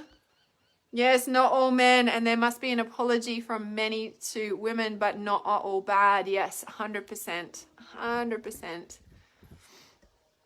Apparently, a big percentage of us carry HPV, but dormant. Yeah, do you know what I mean? Like that, do you know, it was so interesting when Regan and like the doctor had shared that the Epstein-Barr, like it's connected to the Epstein-Barr, and I'm going to have to do more research, of course, and find out, and I really want to work with that doctor. the Epstein Barr, and it's sprayed as one of the chemicals in the chemtrails and stuff. And I'm like, oh, that makes so much sense. And it makes so much sense. And then covered in goosebumps. I'm just like, makes so much sense. Right? Because it is especially when I watched Out of the Shadows, like that kind of put a lot of pieces to puzzle together, right? Of all the questions that I had, and the LSD trials back in the 60s and stuff, or 50s, or whenever it was, 40s even, I don't know, after the World War II, I think. And the way that they were, like, it's like they were treating us like rabbits, or like what they do with the mice and stuff. Like, it's just, and again, the animals, it's like they make it normal to then yeah. Black Coral Day, light in the darkness. Oh, there we go. So right, all diseases feed on sugar, especially cancer. Yeah, exactly right. And all the sugar and stuff, it's like the processed stuff. Self-love, self-love, self-love. Yes. That spot in your back is connected to the heart. I know, right? 100% not all men. Yes. Not all men. Yes. I'm trying to lose weight, but it does not want to shift. So frustrating. Yeah, okay. And so that is because all the emotions that are sitting on that point of where the weight is, right? So if you look at where the weight is being carried on the body, on your hips, for example, we'd be looking at hips and all the emotional baggage stuff in there. So we can, like do all these amazing fitness detoxes, exercise regimes, blah, blah, blah, blah. If you are not dealing with the emotional, like you can lose a lot of weight, but as soon as you come off that program, it puts the ball straight back on again, right? Why? Because you didn't deal with the emotional stuff that is sitting there, and the weight is on top, and it's like a protection mechanism from that stuff. Does that make sense? Almost numbs it in a way. That's why I remember watching years ago on one of those massive, the programs on TV years ago of like they do the weight loss, like get the really big people that do the big fitness things and all the crazy like army style training and stuff. And I remember watching some of them a while ago, and like they're breaking down, and and it's because it's all the emotional stuff that's now being uncovered, right? If you don't deal with that, the weight comes straight back on. So it's like any addiction. I say don't deal with the addiction, deal with the emotions under the addiction, and the addiction will naturally dissipate because of this, right? So same with the weight, right? Don't try and focus on losing the fat and the weight. Of course, we need to do that as well as part of it, right? But the main core is dealing with the emotions that you're using to cover that up, right? Biggest Loser, that's the one. Yes. The Great Hack. Yeah, watch The Great Hack. You're so very welcome, Kelly. So very welcome. Yeah. Oh, okay. That was really big. I've got some really big things coming. Like I said, I've kind of been waiting, I think, energetically to hand the keys back to my old place on Friday. And it'll be fully here. There's so much stuff that's been coming to me while I've been driving for the past 5 months out in all those open spaces in the desert and all sorts of things. So yeah, I'm really looking forward to it. And we're going to be starting the chakra consciousness journey coming up in the next few weeks as well. So that's another thing that's really going to shift the structure on the planet coming up this year, because we're doing the crystalline chakra journey. So I'm really, really looking forward to that one. All right. So thank you with much love and gratitude for your rawness. It makes me feel so much better about myself and things, even when I'm stuck and can't see beyond it. It's good to know I'm not alone, even though I feel like I am. Yes, I know. I knew that feeling well. So Natalie says, a quantum flow practice with Juan Barberona, yes. I don't know how to pronounce his name properly. Would shift it. I release all blocks, emotional, energetic, basically all types from the body, and weight shifts. Yeah, he's got a 21-day detox program, I'm pretty sure. I can't remember what the proper name is, but yeah, definitely. I think that's the one you're referring to, Natalie. Thank you for so much, for such an informative, vulnerable share. Thank you. Yeah, I'm so I'm like, did I really just share that? But I did. But I know, and I just had to, because it puts the piece of the puzzle together. Like, it's such a reflection of what's shifting in the outside world, I really could not share that with that, stuff too. So, yeah. I didn't know that spot was connected to the heart. Yes, definitely. It's the back of our heart. The heart's not just in the front. We've got a heart chakra at the back, right?